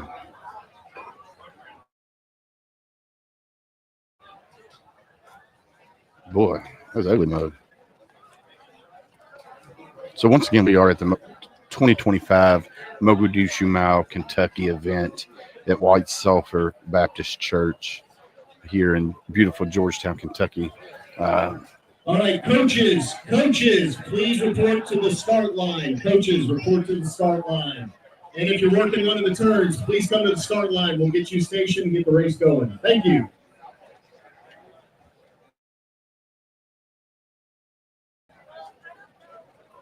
Here comes Gunny. Gunny's back. Guess who's back? Back again. Yeah, Gunny's back. Here, let me turn the camera a little bit more. There we go. So the audio kept cutting in and out. I don't know what was causing the audio. Yeah, I don't know. It was doing up there on my end too. And I heard it through the big speakers a couple times. I don't know if it was just a disconnection of the mic, like it was the battery's not charged or new batteries or whatever. But yeah, dude. The heat's coming on. The heat tab is up for sure. Yes. Hydration is going to be key today. Staying in the shade is going to be key today. We have plenty of it. We've got AC inside if they need it. We have, I'll tell you what, between the 3-4 different Krogers that donated stuff and Coca-Cola of Lexington, we ended up with 34 cases of water. Oh, dang. So the 36-pack cases of water. Heck yeah. And then up with, I think, 15 cases of Gatorade/Powerade. And then, of course, I mean, I can't thank Ale8 enough. They've sponsored us every single year. There are 67 cases of Ale8 product. Heck yeah. So Ale8, all the different flavors. There's ski, which a case of that might be going back home with me. Well, you're not going back home right now. Well, you are. You're getting ready to go on the cruise. So 3 o'clock. We got everybody through the course last year by 2. Rangers are getting ready to kick off right now. They're doing a coach's brief, and then we're going to get teams in the course. So, yeah, super excited. We did condense opening ceremonies a little bit this year, just change it up, get everybody out of here. Yeah, I noticed it wasn't the same as 2 years ago. Yeah, you know, it's good to change it up. You know, we always do a very heartwarming, touching opening ceremony, and obviously saying the names, right, is the main thing. But, yeah, it's just – this event every year, I mean, it gets me just because, you know, growing up in Howland, Maine, you know, I was a freshman when Operation Gothic Serpent started, right? So yeah. Operation Gothic Serpent started in August of 1993, and a lot of people don't realize that. And then there was an attack on some coalition forces, which prompted Task Force Ranger. Yeah. And then part of Task Force Ranger was you know, the Delta community, the special operations community from the Army, and Gary Gordon, who was from Lincoln, Maine, which is, depending on where you are in town, it's 15 to 18 miles to Lincoln. Okay. Right. Okay. So when the battle started, it hit really close to home just because Gary was right there. I mean, Lincoln Mannock Academy is one of our rival schools. And obviously, you know, Gary had graduated years before me, but still the community was shook when that started. And then, you know, word started spreading of his death. It was on the news. And then the months that led up to him coming home, you know, his body hadn't been recovered yet. And then they got his body recovered. They got him sent back home. And I want to say they had his funeral and they interned him in January of late 93, early 94. And now there's a monument. You know, every Medal of Honor recipient has a monument out there of themselves. And, you know, when they asked Gary's mom to do it, she goes, yeah, absolutely, we can do it. But the other 18 names are going to be added to that plaque. Heck yeah. This isn't just about Gary. It's about the other 18 guys that were killed there too. So, you know, all 19 names are on Gary's statue, and then he's buried across Route 2 in the cemetery in Lincoln, and I think it's East Broadway, West Broadway. I don't remember. And it's been 28 years since I've been living there, so streets and everything. Yeah, it's Route 2. So across Route 2 is the cemetery, and that's where Gary's buried. So every time I go home, I go pay my respects. We've laid a Mogadishu Mile coin on the statue and on his marker up there in Lincoln. But yeah, no, just 61 teams, bro. That's awesome. 61 teams. That's you got at first 57, but you got 60. Yeah, 61 teams. I went in and counted after registration had closed. 61 teams. That's freaking amazing, dude. So excited, and again, I said it earlier, off camera. This is all due to Troy's hard work. Yeah. Right. We turned this over, a month, truly turned it over a month prior to him leaving. I did not create this in a month. Right. Right. I'm just the placeholder until he gets his butt back here from overseas. He will be taking over as the director again. Yeah. But,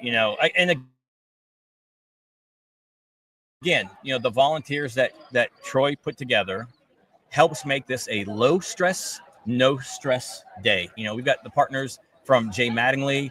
We've got, Rolling Thunder Chapter 5 Kentucky, all the ROTC units, the JROTC units, the civilian teams that show up. I know, I see that. There's a couple law enforcement teams here as well. I did see some of the KSP guys here that have a team, and maybe we'll put them up against the Rangers and see how they do. They're like, no, we're not doing that. But no, it's great to see these guys turn out, and again, I said earlier, it's not about the money, it's not about the pumping circumstance, it's about honoring those 19 men. You set a new record. Troy says you set a new record. We. There's no you in this. Well, he says Sam. He said Willis. Sam set a new record. Yeah. But no, not me. Yeah. Not me. We. So it's Debbie and Heather, and it's Lanny, and it's Jay, and it's Jeremy and Brent and Mark, and every it's Ben. Every single person that touches this every single year since the beginning, and most of, I'm going to say 98% of them. Well, I can say 100%. Because I'm including that, right? Yeah. Are all Troy's friends, or they're members of the church, or they're guys he worked with, or it's people that he knew about. Yeah. Right. I live an hour and 15 minutes away from here. It's not me. Right. His house is literally 5 minutes Dang. from here. That's how long it took me to get here this morning. I woke up at 6:15 and was still here after a shower by 6:28. Yeah. You definitely beat me here. So, but no, again, it's all his hard work, and he says I'm the director, but I can't tell you how many messages I've seen in the past 2 weeks going from him back to people here. Hey, you need to do this. You need to do this. You need to do this. You know that guy Troy's talking about? Yeah, Matt Harris. So yeah, Matt. Dude, I tell you what, that dude, he was the first person, the first team, the first year to sign up. So Team Pegasus. Guess who the first team to sign up is every single year? Team Pegasus. Team Pegasus. He came to J-Matt this year on the release, and he was the first person to buy a bottle, too, of the Mogadishu Mile Kentucky. That's awesome. By the way, Todd, who is the commemorative edition director down there at J-Matt, told me this morning, Mogadishu Mile Kentucky bottles, gone. Sold out. Completely sold out. That's freaking phenomenal. So, I wish I had phenomenal here. No, that's on my keyboard. That's on my keyboard. I know mine don't have that one. Yeah, well, that's my voice on there. Phenomenal. But yeah, it's just that partnership with J Matt. Again, Troy put that together, and they truly believe in what we do here with Mogadishu Mile Kentucky. And I can't tell you how many people I've had come up to me. One of the instructors from Western Kentucky came up. You guys do an amazing thing. Thank you. He's retiring this year. He goes, I might put a team together back next year and come back and run. That's I was awesome. like, you going to run against your boys? He's like, no, I'm too old for that. I can't do that anymore. He'd be in the amateur hour. Yeah, we'll put him in the novice category. But yeah, it's just great. And Rolling Thunder, Chapter 5 Kentucky rolled in here with 8-10 motorcycles this morning. They're all right here. Yeah, to kick us off. You got Heather's been a great help. Debbie's been a great help, and helping with registration this morning because they've done it every single year. Yeah. And now running. I was talking with Colonel when he came over. You sent him over, and he didn't. Joe? He didn't even know why he was coming over. He goes, Sam sent me over here. I was like, yeah, we're doing a podcast live. He was live. I was like, yeah. So he talked about Jason's box, and it was super cool, and just to hear his story. So I do have his phone number. We're going to reach out to him and have him on the podcast. And Jason's box has been a huge help every single year too. He brings his gator out and helps us set up the course. And I could probably go on for an hour of the people that touch this event. And again, and it's not because of Sam Deeds. Right. It's because of Troy. And we're not going to say his last name, but it's because of Troy. Right. This is all him, and everybody that he has put together here. The sound guy that does the sound of the church, Todd and Michelle. They came in from, I think, like Jacksonville or something last night, Florida. Last night they drove through the night to get here today. And Todd's like, "Sorry, I'm late." I'm like, "You're not late. We're good, man." Yeah. I mean, it's cool that he had the. If I have to, I can use the gunny voice. I don't. You did use the gunny voice. A little bit. I mean, I could do it for the whole ceremony, but I don't like to. I want to have a voice going. Maybe I don't. Going into this next week on the cruise with Warriors Honor Cruise. Well, I think you're going to have fun on Warrior Honor Cruise. And I just love, I was here 2 years ago when the event at Queens Lake and the other location. Yeah, the other location. And just to see the growth from then to now. Every year. It's a testament to all the volunteers and the people that put on the Mogadishu Mile Kentucky event. And, the support that you have from the Three Rangers Foundation and all the community partners out there. It's awesome. And I'm honored to be, the media partner for Mogadishu Mile Kentucky. You kind of don't have a choice. I know I kind of don't have a choice because the director, my co-host is the director. But what I did think about was we're not on the Mogadishu Mile Kentucky page as an admin, so I can't stream to that page. Yeah. So next year we'll have to make it. I can do that. I can do that. Yeah. So we can next year. That way we can stream to the Mogadishu Mile page as well. And then what did Troy just say there? He says a live broadcast from Bellawood and Devil Dog Fountain on home front sit rep. Let's go. We were talking about that earlier before the live. I was like, dude, I'm down. That's my ultimate bucket list place to be is Bellawood, Devil Dog Fountain. Well, I know you're going. I'm already jelly. I already told Troy I was jelly. I was like, dude, I'm jelly. Yeah. He's like, well, you can come with him. I was like, well, let me talk to the wife. Let me get the dates and see if we can make that happen. Because I'm down like Flynn, man. I'd be ready to rock and roll. But I got to talk to Master Guns from the Marine Corps League and and the other guy, I forget his name off the top of my head. He didn't tell me his rank, I don't think. But got to talk to both of those guys, and then Colonel came over and he sat down. I did give all three of them a home front sit rep coin. I did bring maybe 10. I think I brought with me to hand out to people that we had on the show. Just to say thank you for coming on and talking about who they are, what they do, and then what this event means to them. So did you ever wind up giving Troy one of our coins? I don't know if I did or not. Well, when you go over there, if I don't go with you, you need to take him a coin as well. So I got to go deal with food. All right, go for it. So Troy, if Gunny didn't give you one, we need to make sure that happens. That way you get one. So my plan, hopefully here shortly, is to drive around because I don't do too much walking, and log in with my phone as well. That way we can see some of the participants doing the event and stuff. I just got to find Mark and see if he can get a golf cart or something. That way we can drive around because I'm not in shape to walk a course, especially with my knee in this tall grass. But yeah, definitely if you were in the area, in the Georgetown, Kentucky area, and you want to come see the event, come to White Sulphur Baptist Church in beautiful Georgetown, Kentucky. That's where we're at currently, and come see the event. and see what it's about. And then maybe next year you would want to put on a team and register for the 2026 event, and support the amazing people and honor and remember the fallen. So, sorry, I had to go deal with our partners there at Texas Roadhouse. They've been so gracious the past few years to donate food to all the competitors and heck yeah, and then serve it as well. Yeah, I remember 2 years ago. It was pretty good eating. All I need is a roll and some cinnamon butter. Yeah, there you go. Maybe 2. Yeah, Maybe yeah, 2. there you go. So I was telling. Here in a little bit, I'm going to log in on my phone, and once I find Mark, I know he's around here somewhere.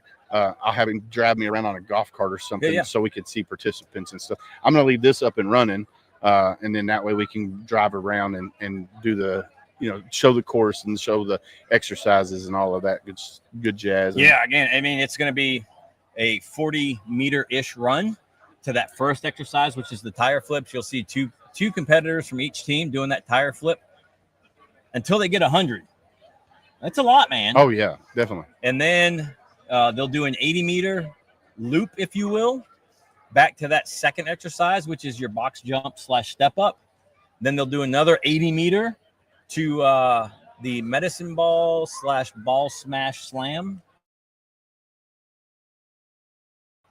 And then they'll do another 80 meters to do the burpees. And then another 80 meters to finish it with 100 push-ups. Sorry, I was making plans. No, you're good. You're good. That way. Yeah, so yeah, just it's pretty strenuous. That first, it's almost probably half a mile maybe in the first portion with the exercise and stuff. But you're stopping and you're. Tell Frank what we're doing. Hey, Frank. So we are doing here in Georgetown, Kentucky today at White Sulphur Baptist Church. We are doing what's called the Mogadishu Mile. It was started by the Three Rangers Foundation to commemorate the 19 men that were lost during the Battle of Mogadishu. It's been a run / walk for most of the Mogadishu miles, but then myself and my partner Troy, we make it pretty grueling for the team. So it's 5 body weight-ish exercises. Oh, first team's in the chute. I just heard them go. There they go. And there goes the Rangers. All right. We got Team Pegasus. Team Pegasus. We were just talking about Team Pegasus. Jump on in there. You might have to get closer. Yeah, have a seat. Troy's watching. He nominated you to talk for a little bit. Yeah. Hi, Troy. Yeah, so Troy's watching from overseas at the present moment in time. So you've ran every year. Yes, sir. And they were saying that you were the first one to register. You're the first one to do pretty much everything that goes on with the Moog Mile. Yep. So what does this event mean to you, and why do you keep coming back every year? I just love helping the Three Rangers, the whole cause of helping the veterans, everything. It just means the world to me. I tell all my team, my wife, this is my favorite event of the entire year. Everything that we do, this is it. Heck yeah. So what is Team Pegasus? What is that? Team Pegasus is a construction business that's out of Georgetown, Kentucky. I'm his son-in-law, and it's veteran-owned, so this ties connected directly to our hearts. We love this thing. Each year it gets better and better, and the feeling and the experience that you have here, it's a brilliant thing to be a part of. And I think the more and more people get involved, the more they get to see it, the brilliance of it, and what a better thing to be a part of. To honor those that have laid down their lives for us to be able to have the freedom we have and the brilliance that we get to have as Americans. So, Heck yeah. Well, thank you guys. And I know Troy thanks you guys. What did he say? My man Matt, Team Pegasus is in the house. We're here. We're going to represent. That's right, Troy. I appreciate you, brother. Yes, sir. Travel safely. Travel safely. Yeah, he's says it's rainy and cold where he is at the present moment in time. So well, it's sunshine in here, so I'm have to rub it in. Yeah, the heat tab is coming out because it felt great earlier, and then now it's getting hot. But I know you guys are getting ready to go in. Yep. Good luck and have a great race. Yes, sir. Thank you. Thank you guys. So yeah, here in a minute we're going to tour the course here in just a minute. Like I said, the heat tab is out and about at the present moment in time. That's why you see a lot of shadows. There's nothing I can do about that because we are outside. So we're just going to have to deal with it.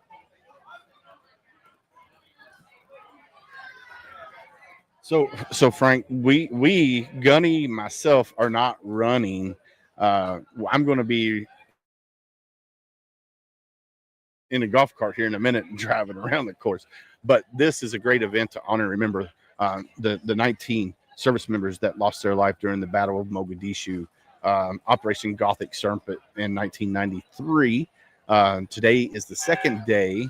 Team 2 just started it right now, so we're super cool about that. So, yeah, October 3rd and 4th of 1993 was the 17-hour, one of the most deadliest, bloodiest conflict that America has been in since Vietnam. So this event is near and dear. For one, I got a good friend that was with the 10th Mountain during Operation Gothic Serpent. His name's James Thornton. He's an ambassador for Warrior Rounds, which is based out of Nashville. And so I've got to talk to him, many, many times about it. And then to get to see the Rangers and all these JROTC programs and the ROTC programs from EKU, University of Kentucky, Western Kentucky, U of L, all come up here and support this mission. And like Gunny said, 61 teams when registration closed. That's friggin' phenomenal. Vote for Jason's box. Vote for Jason's box. The link is in chat there. Scroll up if you didn't see it. Scroll up to Jason's box and vote for them to win the award that they're nominated for, which is friggin' phenomenal. So yeah, here in just a few minutes, we're going to be going around the course. I'm going to leave this open. I'm probably going to mute the mic. That way people don't say stupid stuff when I'm driving around the course. But yeah, just stay tuned. Troy, I think Troy is doing his mile. I don't know if he started his mile yet, but I think Troy's out doing his mile in the Netherlands. So,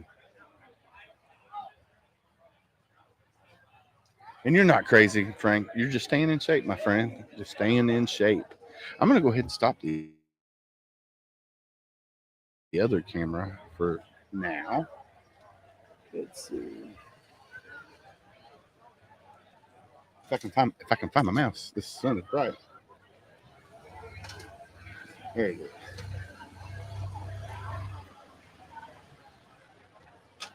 There we go. Full screen. Yeah. Just, so we're getting ready to go drive around the course here in just a few minutes, and it already started. 2 teams already went. I want to do it while the teams are running. So that way we can watch them do exercises and stuff. So, all right, I'm going to put this on mute, log in with my phone, and we're going to go toward the course.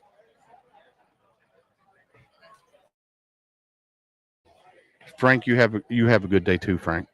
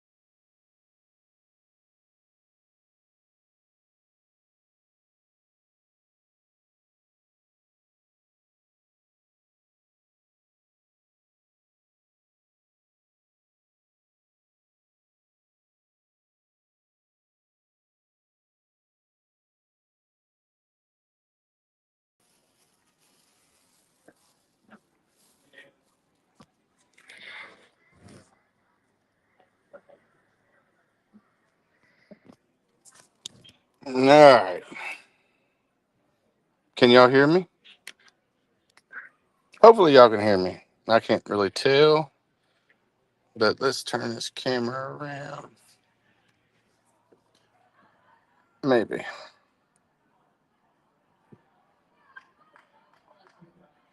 Mhm.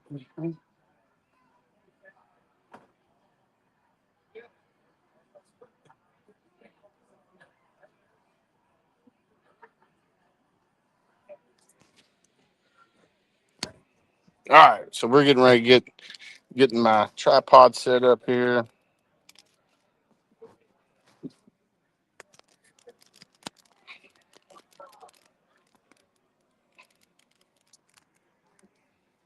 So we can go see the course.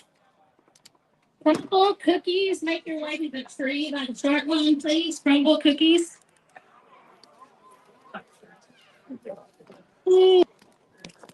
No, it's up front.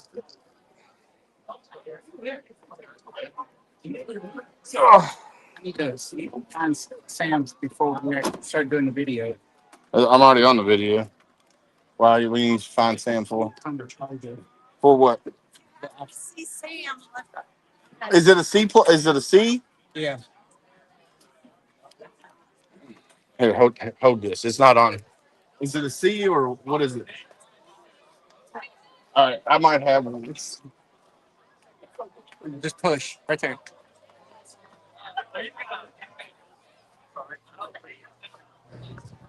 I don't know if I got a long one though. What's that?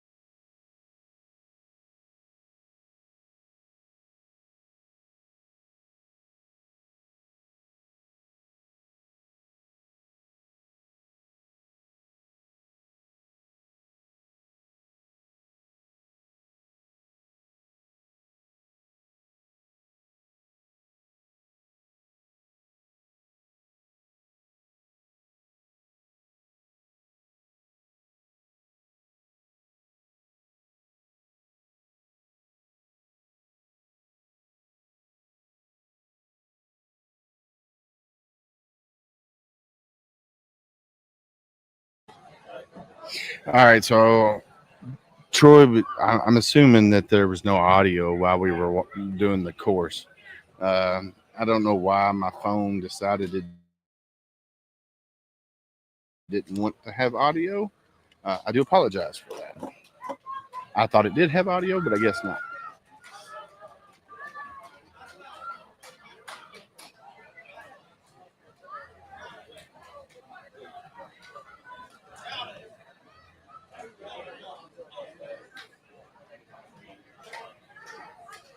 So I do apologize for that. I'm going to turn.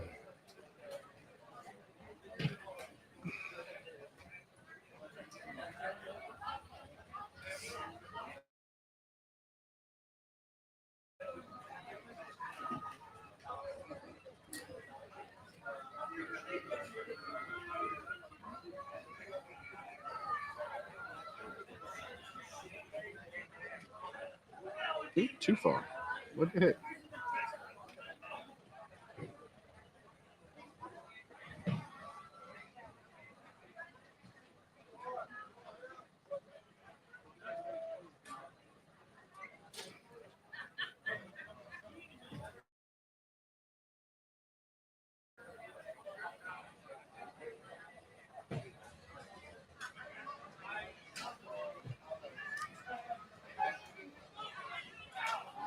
How are you?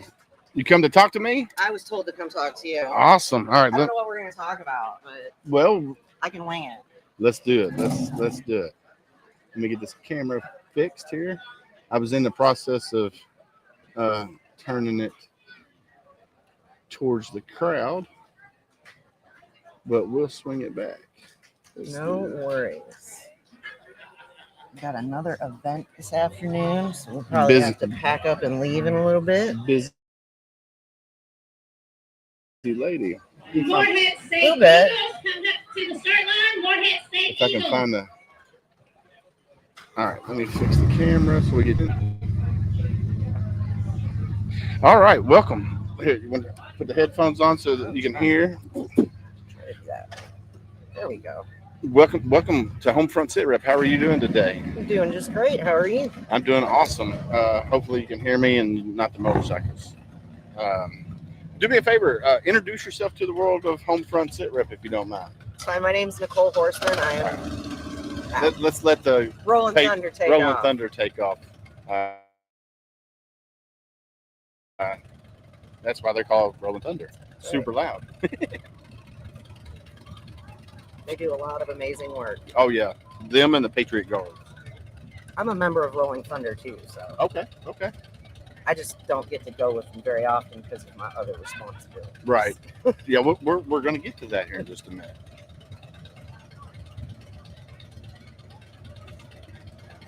As soon as we get them out of here.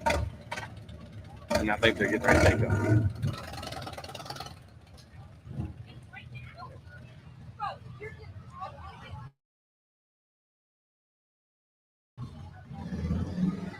Yeah, I did, Troy. So you know Troy, right? Mm-hmm. He's watching from the Netherlands at the present moment in time. We just got done doing the course. I thought I had audio, but obviously the phone was not working properly. So do me a favor, introduce yourself to the world of Homefront Sit Rep if you don't mind. My name is Nicole Horseman. I am currently the state commander for the Veteran of Foreign Wars for the Department of Kentucky. Nice. So there's post commanders and then there's the state commander, which you handle all the posts in the state of Kentucky. Correct. And tell everybody what the VFW does for veterans, because everybody sees the negative parts of the VFW, and not all VFW posts run the same. So you might have a good post here, you might have a bad post here. I know I had a negative experience at one of the VFW posts in Louisville. I'm not going to call them out, but tell people what the VFW does. Well, the VFW does a lot of different things. You are right. There are posts out there that don't always adhere to the mission, but the Veterans of Foreign Wars is the oldest congressionally chartered veteran service organization in the country. Been around for 125 years. We advocate. Advocacy is really our biggest thing, making sure that legislation is passed to protect veterans, the military, their families, the benefits that we have earned and have a right to. So every spring we spend a full week in DC, and we pound the halls and have meetings with all of our senators, all of our Congress people, and looking after veterans and what they need going forward in the future. Especially since we just finished a 20+ year war that boosted the amount of veterans across the country and around the world since Vietnam and the World Wars. The other things that we do a lot of youth activities, community activities. So we have our scholarships. We have Voice of Democracy for our high schoolers. The top national award for that is $35,000. Then we have a Patriot Pen, which is a written essay for our middle schoolers. We also have the auxiliary, which is composed of the family members of the qualifying veterans. So grandparents, parents, spouses, siblings, children, grandchildren. And they have scholarship opportunities as well. They have a beautiful art competition. It is amazing to see the winners of that when you realize, wow, that was a 15-year-old that made that picture or sculpture. We do have posts. Every post does vary. We, I think, got a bad rap over a certain period of time. Everybody thinks that the VFW is a smoke-filled bar full of angry veterans. A vast majority of our posts no longer allow smoking. Several of them still have a canteen. I can't promise you won't find an angry veteran every once in a while. Right. It's just par for the course. But at the end of the day, like my post here in Lexington, for example, yes, we have a canteen. Yes, we have some charitable gaming activity.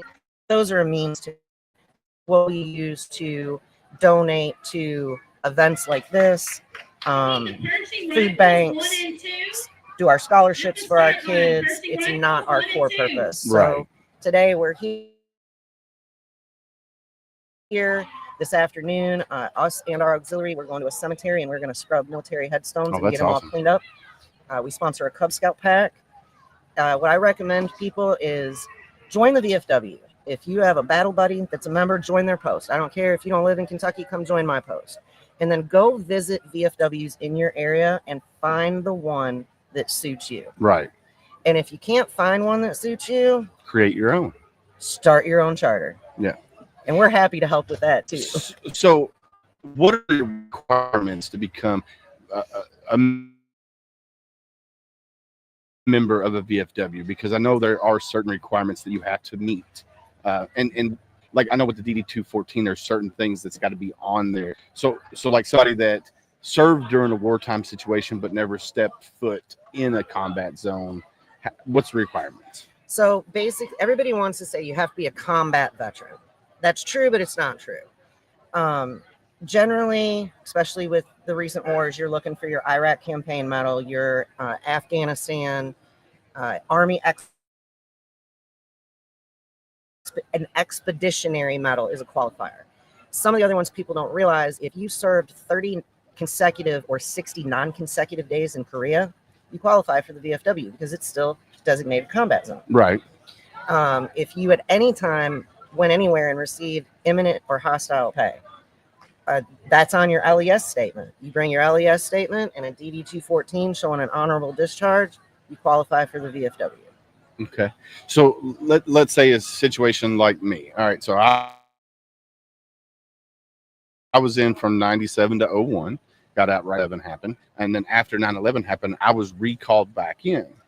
And I stayed in for another year and a half after that. So I do rate the War on Terrorism medal and stuff of that nature. Does that qualify me for being a VFW member? Without actually seeing your DD-214, like, so if people get confused, because we have the Global War on Terrorism medal, but then there's the expeditionary version. The expeditionary is the qualifier.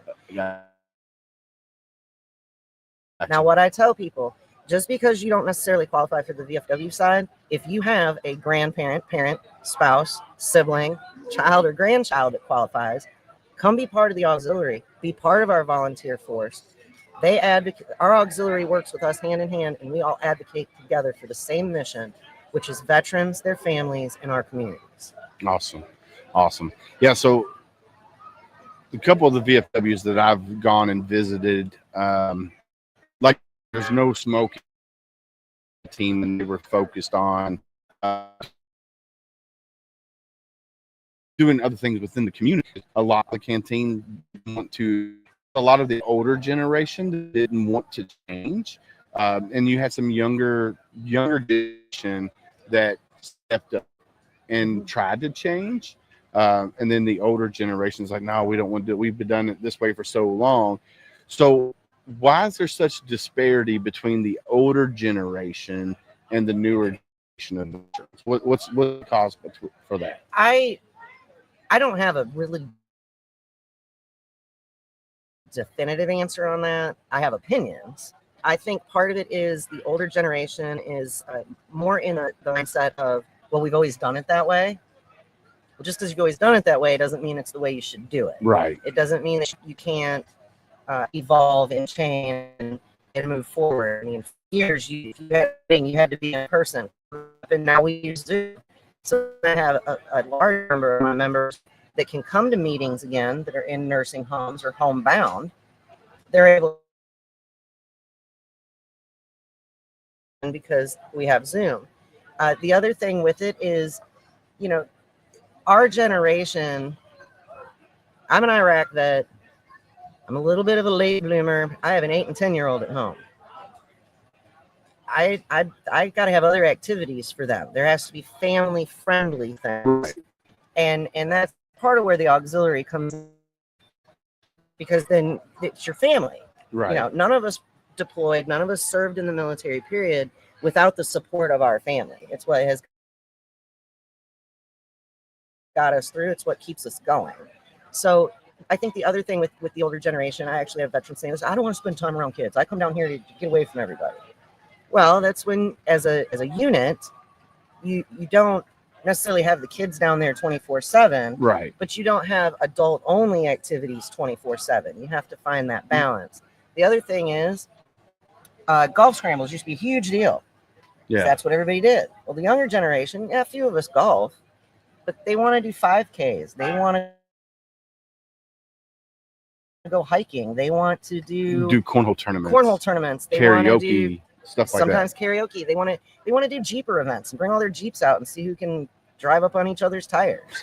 You know, they're more into those things. Right. That is where one of the things the VFW started in the last couple of years that is absolutely phenomenal is combat tested gaming.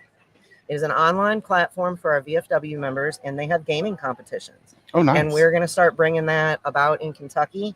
We're going to start having gaming tournaments at VFWs. Nice. And that has had some remarkable results just in building the camaraderie and saving lives, because that's one of the key things people don't always understand.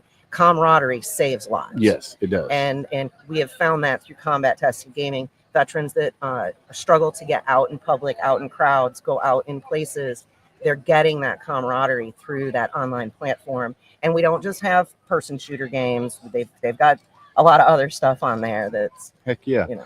So I've doing this podcast. I've been doing it for almost 3 years now, and I've talked to a few veterans that are into heavy gaming, and they do it competitively. Some do it just to hang out with. He created, so he was part of Ubisoft with Clancy verse. So like Ghost Recon and those games that came out in the early mid 90s, late 90s, you know, Rainbow Six and Ghost Recon and all of those. Well, he was the lead writer for those games. And he now left and he created his own company called Victory's Grave Outflanked. Now, the key behind this game is it's a game that's created by veterans for veterans, which is super cool. And that's what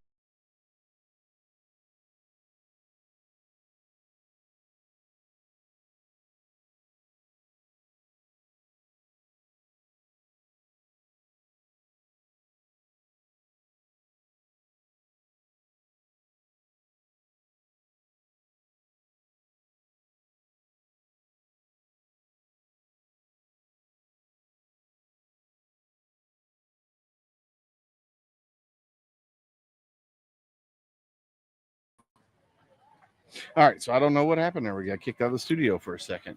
But anyway, so Lewis created a game for veterans by veterans. And I think that was super cool that he wanted to utilize other veterans to help create a game for us. And it's a player versus player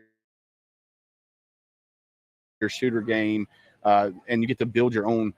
So you start in a city, and then you get to build your city, and then you have a field in between you and your person you're going against.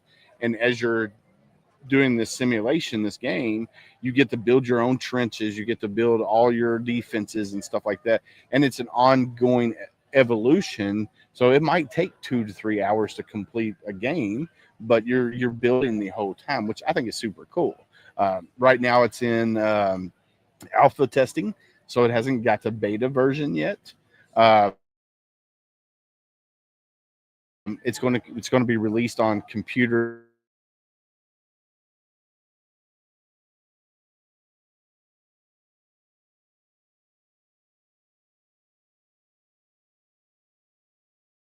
that will help bring in the younger generation, because I know a couple years back people are like, well, if we don't get the younger generation involved in the VFWs, the American Legions, the AMVETS posts and stuff like that, they're like, we're going to die, we're going to go away.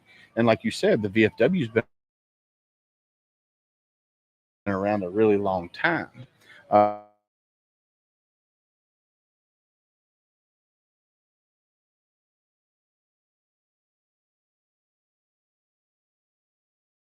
Alcohol for a really, really long time. And my thought process was, well, all VFWs are about the canteen, and I didn't want to be around the alcohol. And then, now here 15 plus years later, I'll drink every now and then. Like I might drink 1 or 2 drinks and then I'm done, right? Because I know if I go down that slippery slope, I'll slip back in. But going around to the different VFW posts, I have noticed that a lot of them don't focus strictly on the canteen, and they have adapted to change to the times, which is super cool. Like I said, I don't get involved in many. I'm in the Marine Corps League. I'm not part of the VFW or American Legions or anything like that. I got a buddy that lives out in Texas. He goes to the VFW post in Tomball, Texas.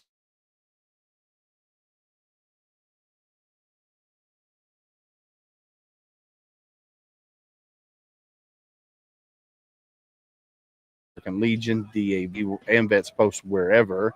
You need to find your tribe and find your like-minded veterans, because you are not alone. That is absolutely true. And I'll share a very personal story. I have an older sibling that I have not seen in many, many, many years. And when I was very much younger, I did speak to him, and he said the word family. And it hurt me, because I was raised by a family that blood makes you family. Right. And it was not until I became part of the VFW in Lexington and established the friendships that I have that I realized my brother was right. Yeah. I have more family in this organization that will drop everything in the blink of an eye to assist me, help me, get me or my kids or my husband wherever they need to go. Yeah. So I will agree with you 100% on that, because I have family members, not saying not like immediate family, but family members that I don't consider family. I have friends, and there's a saying that family is the friends you choose. And the good thing about being in the military, we have that brotherhood, sisterhood that we have. Like, you could go out and you could meet a veteran. Let's say you're at a bar, just throwing it out there. You can walk up and see and scan the area. You can pick out who's a veteran or who might be a veteran, and you can go up and talk to that person, and you're going to be instant buds. Not saying, and then you're going to start being by their side pretty much all night, because I've seen it happen. Yep. Same thing with firefighters, same thing with law enforcement. You usually can pick each other out of a group, and you just have that instant bond. And like me and Gunny, I'm Gunny on the Yellowfoot line. We went to there. We went there. We served for 3 years together, and then we went our separate ways. We lost contact for almost 20 years, and then all of a sudden, the Book of Faces, we got reconnected, and it's like we never missed a beat. And I'm thankful for that, and that's what I love about the veteran community. Granted, we as Marines, we pick on Army, Navy, Air Force, and so forth. Everybody picks on everybody.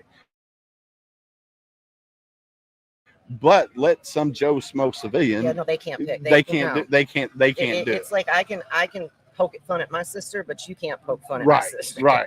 And that's what I love about it. Friends are the family you choose. I have a very large friend group. We go on vacations together. We hang out at each other's houses, and to me, some of those, or most of those, are more family than some of my blood-related family, and that's what I love about the military community. And so, how many years has the VFW the Moog Mile here in Kentucky? I believe this is the second year. That we were approached last year, and we went out to the other location. Troy approached me earlier this year, and I said, absolutely, we will be there, whatever we have to do. We will be back next year. We will keep coming as long as they keep doing this. Heck yeah. We have one of our members at the local post. He is a ranger, very active in several ranger groups. I think he had a different ranger obligation is why he wasn't out here with us this week. So yeah, we will continue to support this. We will support all veteran organizations that are focused on the actual mission. Heck yeah. No, I love it. And I want to say thank you for coming over and talking about the VFW and what you do and why you love coming to this event and supporting that event. This is, I'm, like I said, Sam's my brother from another mother, and I'm always going to be here to support him and the organization. And like he told me earlier, he goes, because we are Homefront Sit Rep, the podcast, we do focus on veteran service organizations from around the country, the mom and pops, the grassroots that still care about us as veterans and don't see us as a number. Because we all know the big ones, they see us as numbers, and when we leave their organization or have move to another organization, they're like, oh well, you took my money, because that's what they see us as. They see us as dollar signs, and that's what I love about like the VFWs and the American Legions. They're not that way. They're still grassroots, and like you said, you go to DC one week a year, and you guys are lobbying for veteran eccentric bills and stuff like that to get passed. Now, are you guys involved with like the Americans for Prosperity that do a lot for veterans as well, which is another it's a national 501c3 that goes to DC that does a lot of lobbying and stuff for veteran. The VFW, they evaluate the different bills and things that are coming out. So we have our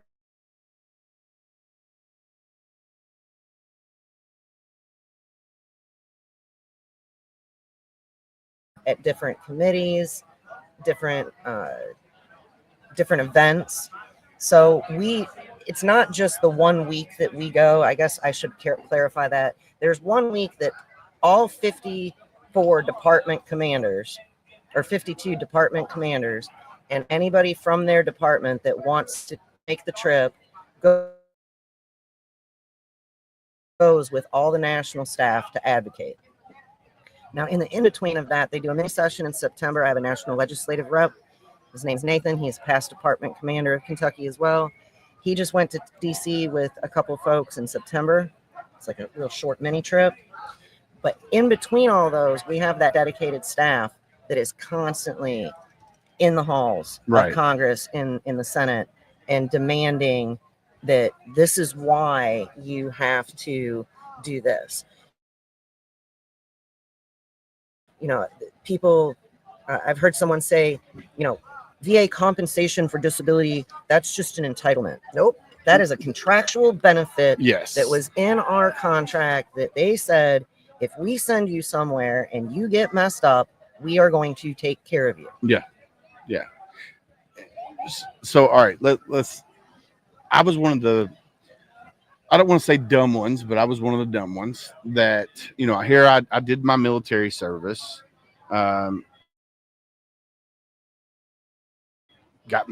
Did not physically, well, I mean, I am physically injured, you know, 20 something years later, like my knees, my ankles, my back, and all of that is shot, right?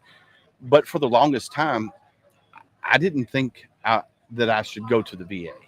And the reason being is because I always thought that there was other veterans out there that needed it more than I did, right?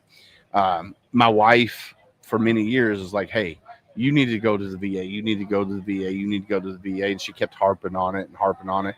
And then I started this podcast, and I'm telling people, hey, you need to go to the VA. You need to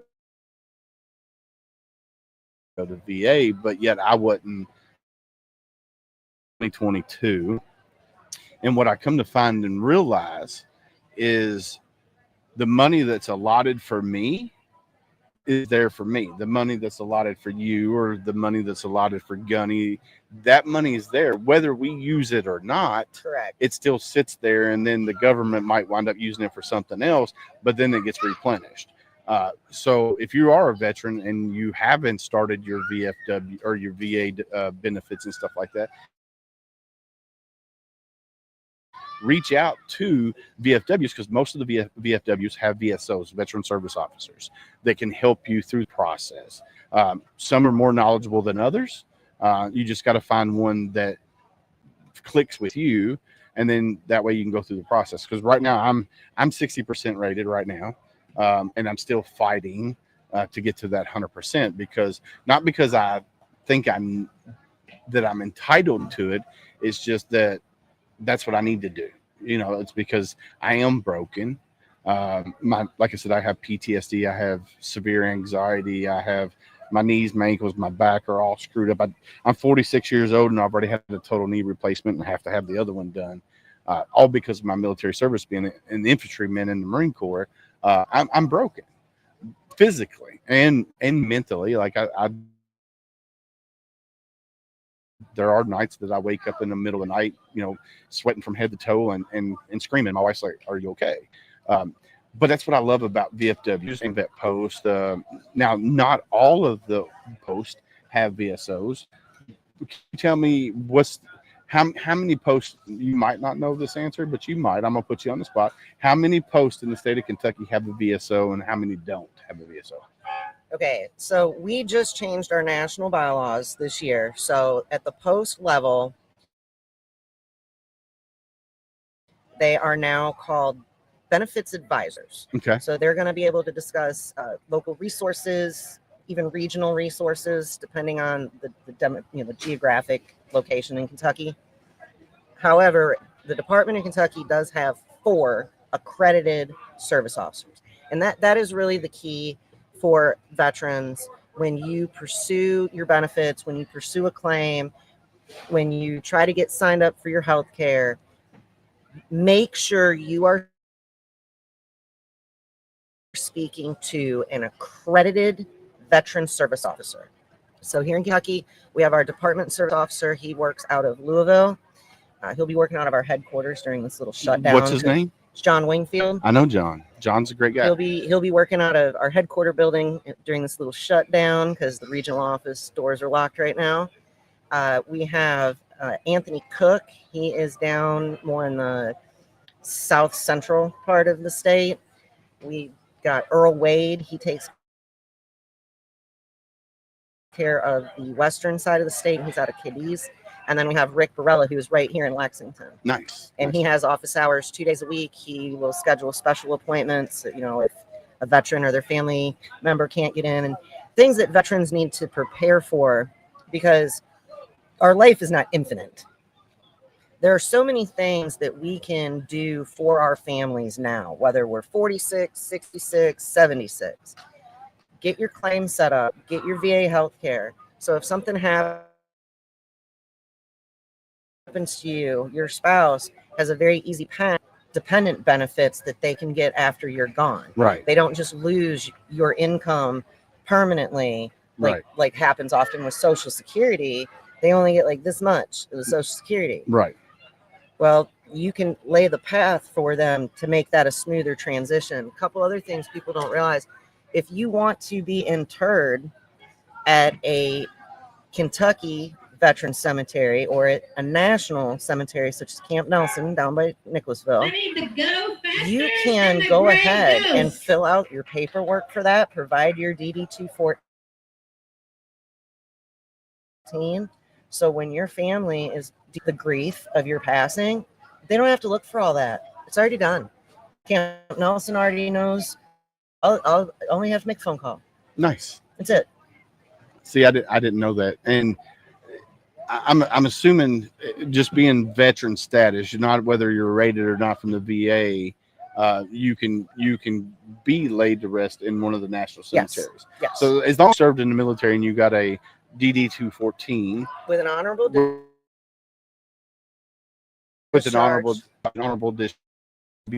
cemetery, obviously that has the largest restrictions is Arlington. Oh yeah, but sure. At Camp Nelson, actually our district commander for this area, Donnie Knatzer, he is one of the employees at Camp Nelson.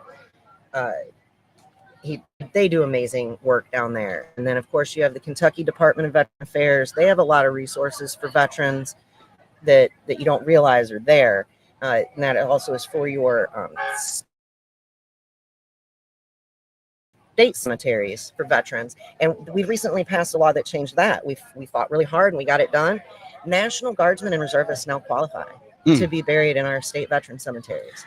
So let me ask you a question. My stepdad was National Guard for 20 years. He was out of the Frankfort National Guard. He was telecommunications, whatever, in the National Guard. When he passed away a few years back, we tried to get a foot marker for his, so the headstone, and then we tried to get a military placard for his, it's a placard for the end of his grave. And we were told that he didn't rate a military placard because he didn't serve enough time on active duty as a National Guardsman, even though he was 20 years and he got a DD-214 and all of that. But because he didn't serve a year consecutively on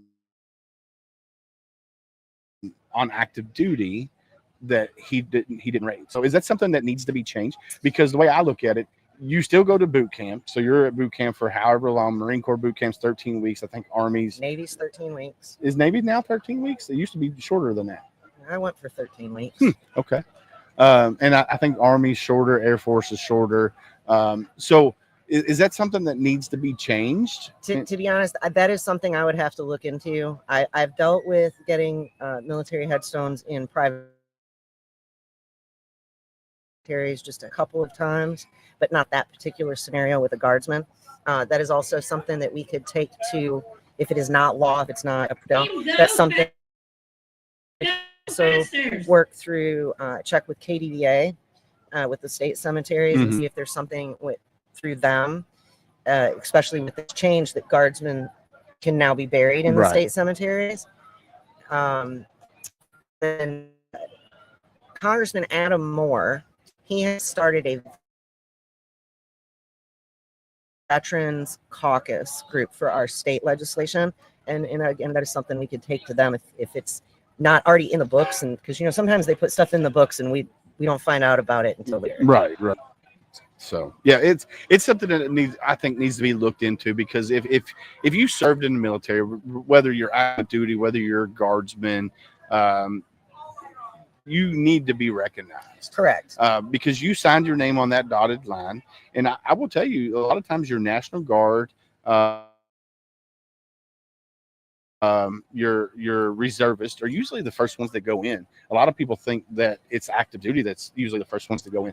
No, it's your National Guard and stuff that goes in. Now, granted, they do a lot of stuff here domestically. But my nephew, when he started his military career, he was in the National Guard, and he deployed several times. And then he went full active duty. And, now he's deployed to Kuwait at the present moment in time. And then, of course, they're doing the missions from there. But it's still, me personally, having my stepdad who served 20 years, be told that we couldn't get a military placard for him to state his name, his rank, branch of service, and all of that, because he didn't rate it because he wasn't on active duty long enough. Right, and that issue doesn't just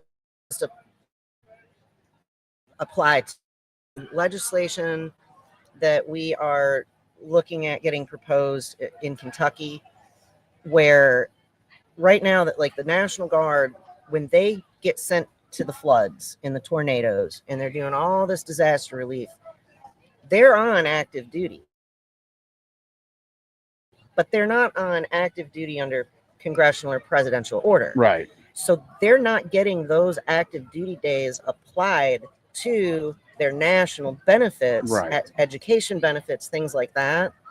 So we're looking to get that changed, because anybody that is either a veteran or a first responder knows that going out and responding to a natural disaster can produce just as much horrific trauma as what soldiers and Marines and sailors saw in full-on combat over in Iraq, Afghanistan, Yep. Vietnam, and other areas. They're doing some of the same kind of just horrific work, very traumatizing, graphic work, and they should be getting the same benefits for that. I agree. I would agree with you 100%. Well, I do want to thank you. I know you probably got to get back to your table over there and everything. I do want to thank you for coming over here and talking to us about the VFW and everything. So thank you for coming over and hanging out with me. Absolutely. And if you guys ever want to chat again, just reach out. And there you go. We will do it for sure. So, all right. Well, I think I'm going to talk to Benny and see what else he wants me to do today. We'll see. But thank you again. Absolutely. Thank you. You're welcome. Have a good one. You too. I think I'm going to go get some chow. Thanks.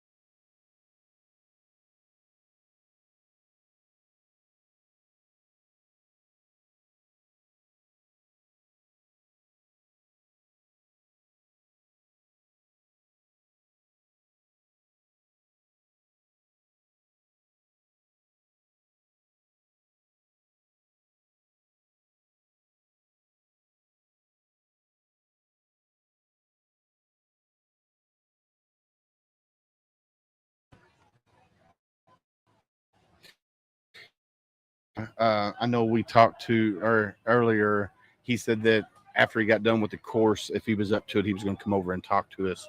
So we're going to try to talk to him and see. I'm going to go find Gunny real quick and see if he wants to, because he might still be on the course. I know he was walking. Yeah, he's still on the course. So he's in the Serpentine now. He's still walking the course. So we're going to try to talk to him. So I'll let you know here shortly.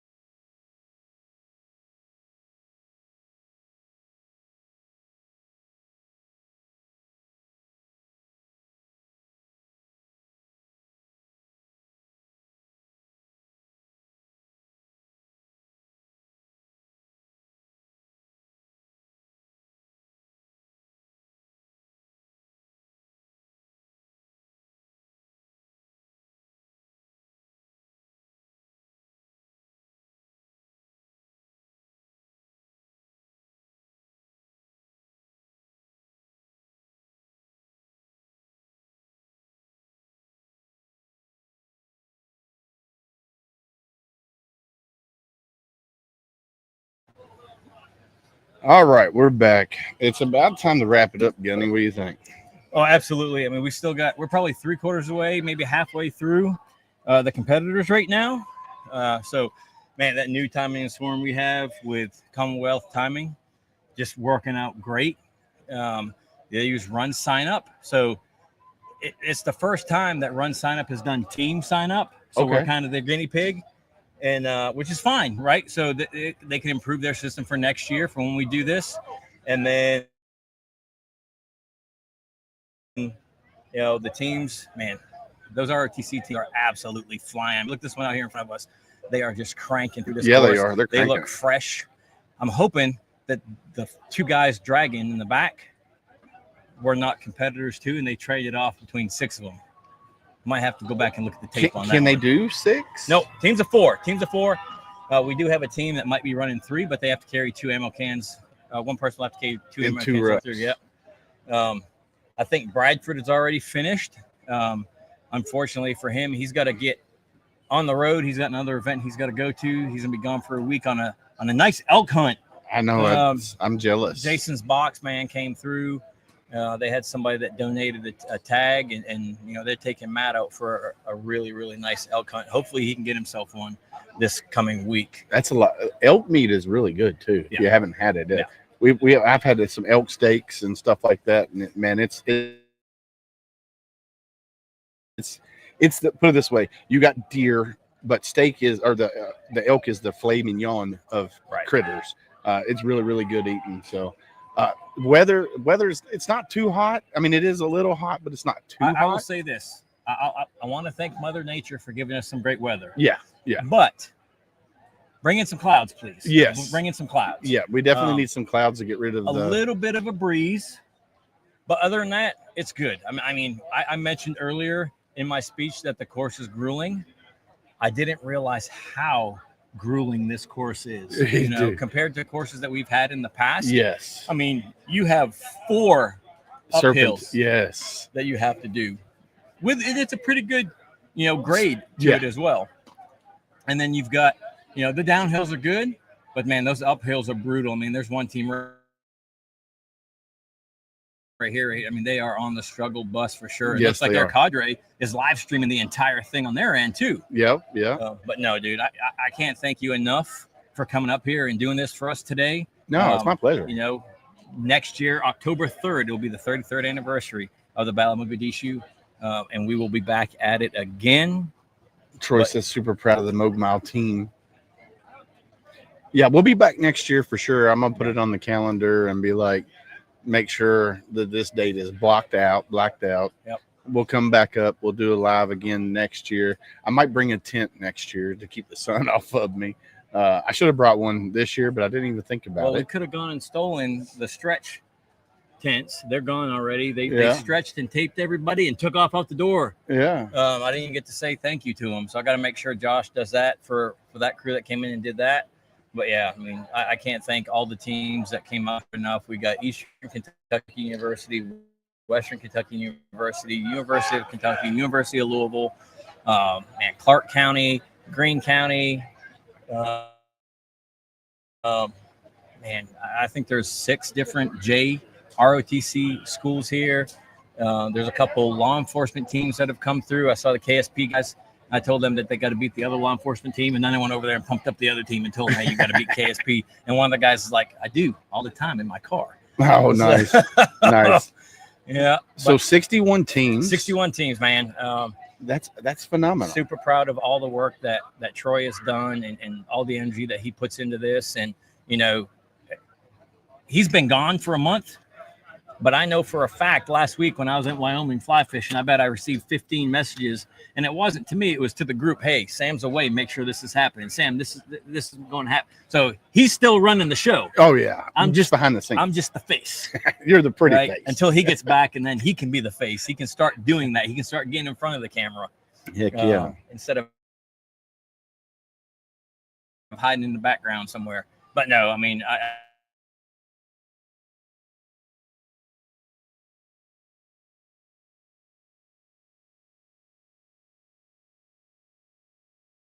continues to grow.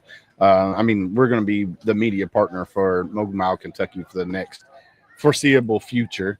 Until we both move to Florida, and then we might have to come up here just for this weekend. Yeah, we might have to just come up here for this weekend. Yeah. The wife is talking about if Lo goes to EKU next year, that she's moving to Richmond. So we'll Get see. me a little bit closer. I don't Yeah, know, I just a think it's about probably the same distance from your house to here than it is from Eastern to here. Yeah. So we'll figure it out. Yeah. We'll figure it out. But no. Oh, look, sun, the cloud. Look and see. Speak it, and You it just- shall happen. yeah. And look what's happening now. Look, got a little bit of a breeze. Yeah, going. I love it. At least that's going to be a little while. Yeah, just in time for the JROTC teams to start up, and there goes another team.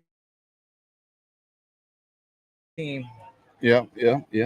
Absolutely.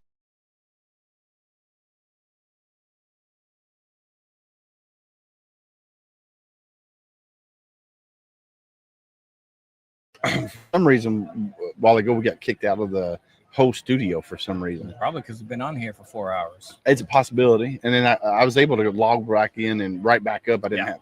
So that worked. I was talking with Nicole from the VFW. So I want to thank her, the state commander for the VFW here in Kentucky, Veterans of Foreign Wars. She came over and talked. The guys from the Marine Corps League came over and talked. Colonel came over from Jason's box and talked. And it's been a great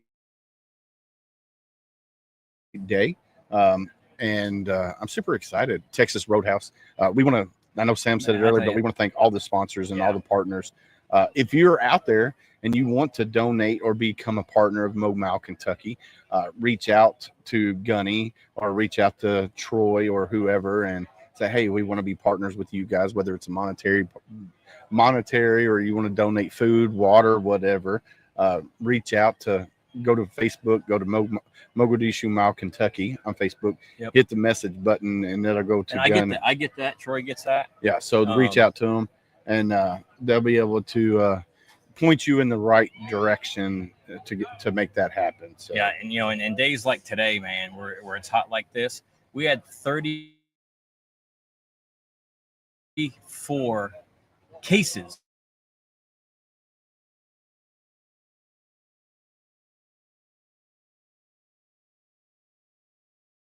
we're running through it just because it's hot. Yeah, one of our volunteers just went to buy 10 more bags of ice to keep everything cool. Went to buy more water. But yeah, I mean, again, I said it earlier in my opening remarks. I cannot thank, all of our supporting partners because they're not sponsored. We don't have any sponsors, but our partners that have come forward and they help us with either the drinks or Texas Roadhouse with the food, or the Marine Corps League showing up, the VFW showing up to and it's nice to support those elements as well, and let the former service members that are here know, hey, we're here for you, we're here to support you, and this is what we do. And I saw a lot of the JROTC students over there talking with the Marine Corps League, over there talking with the VFW and asking what they do for the veterans. So, those young men and women are getting exposed to it here as well. Heck yeah. A lot of their cadre, a lot of their instructors are former service members of some sort, Army, Marine Corps, Navy, Air Force. Yeah. But yeah. No Space Force yet though. No. I mean, I think right now it's under the same realm, if you will. As Air Force, maybe? Yeah.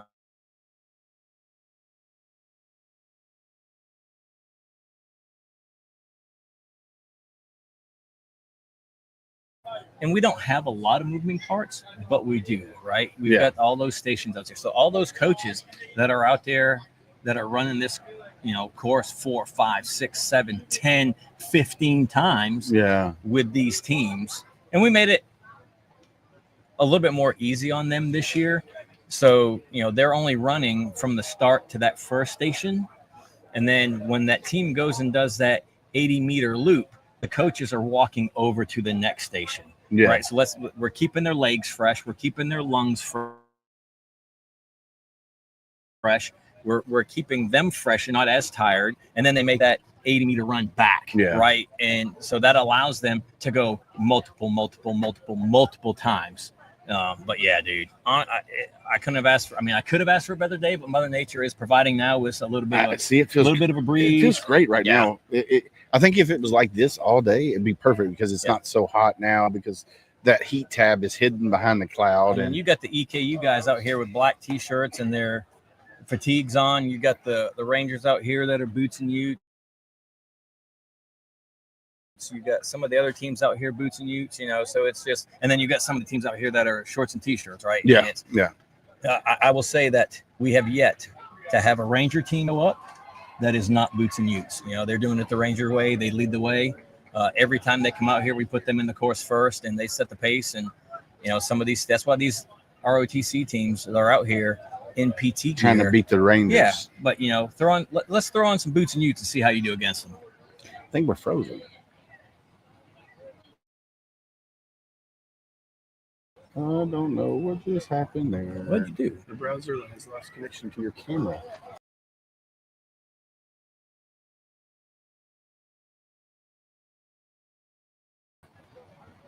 All right, so we're still here, but for some reason... Well, let's just close it out then. If, camera's not working, camera throws up, maybe it's overheated a little bit because Mother Nature has been beating on it for 4 hours. Maybe. There we go. There we go. All right, so let's close it out because it's getting hot here. And yeah. But no. You got to get home anyway. You got your daughter. Yeah, we got family time. And I got one of my pets is in the backyard. Sorry. I got a couple hours here before I got to start heading north too. So yeah, you're getting ready to go on a cruise and have a good time and hang out with other Purple Heart veterans and stuff like that, and hang out with the Warrior Honor Cruise guys who are amazing. I mean, it helps when you're an advisor to the board, right? Yeah, it does. It does. But just to go and see Rich and all the guys that came in to help with that. Warrior Honor Cruise blend from J-Matt, and that's still available online right now to purchase. Just go to the J-Matt website shop and then scroll down to Warriors Honor Cruise. It's a very, very good blend. That's jmattingly1845.com. Yep. You can go on there and go to the shop and you can see all the bottles. You got Team Fast Tracks, you got Warrior Honor Cruise bottle. I think they gone. Might still have some of the Marine Corps League bottles down there. I don't know if they went the online 250 or not, birthday. They got the 250 birthday. Yeah, I think I might go look and see. Who knows? We'll see. Yeah, we'll see. But anyway, again, and things come up in the last 4 hours of your day. I know it's an hour plus up here, but to help promote the Moog Mile and then show everybody out there at the Homefront Sit Rep Nation what we do here in Kentucky for the Mogadishu Mile Kentucky. And Troy, love you too, brother. Semper Fi. I wouldn't miss it for the world. So it's an honor. What the heck just happened here? It's all acting weird. You see that stuff? Yeah, I don't know what you're doing over there. It ain't me, but it is about that time. Let's get down here.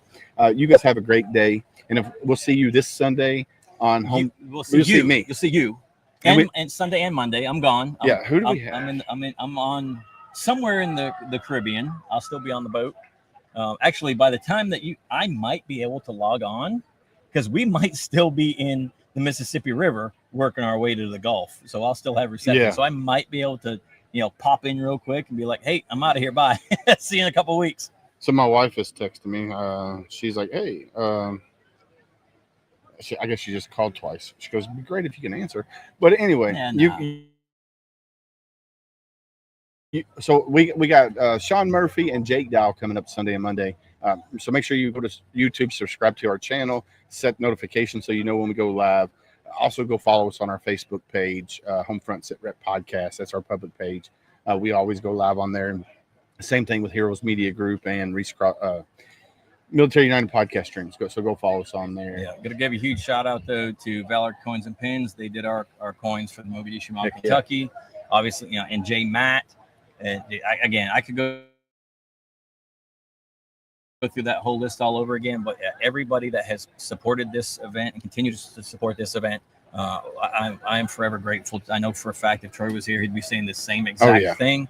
We can't do this without you guys, and we can't do it without the competitors. So if you got a team out there that you feel as though will compete, it can even be in the adult novice area and you walk the course, just come back out here and, honor those 19 men and women. Like I said earlier, it's not just about them. It's about, the 11,000 plus Kentuckians that have been killed since World War I.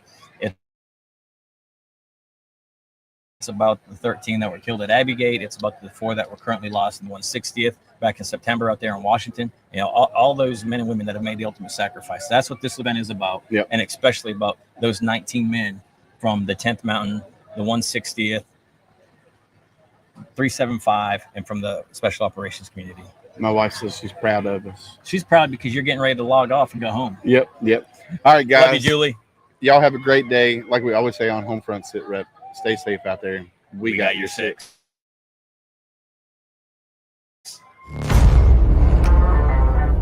Maybe.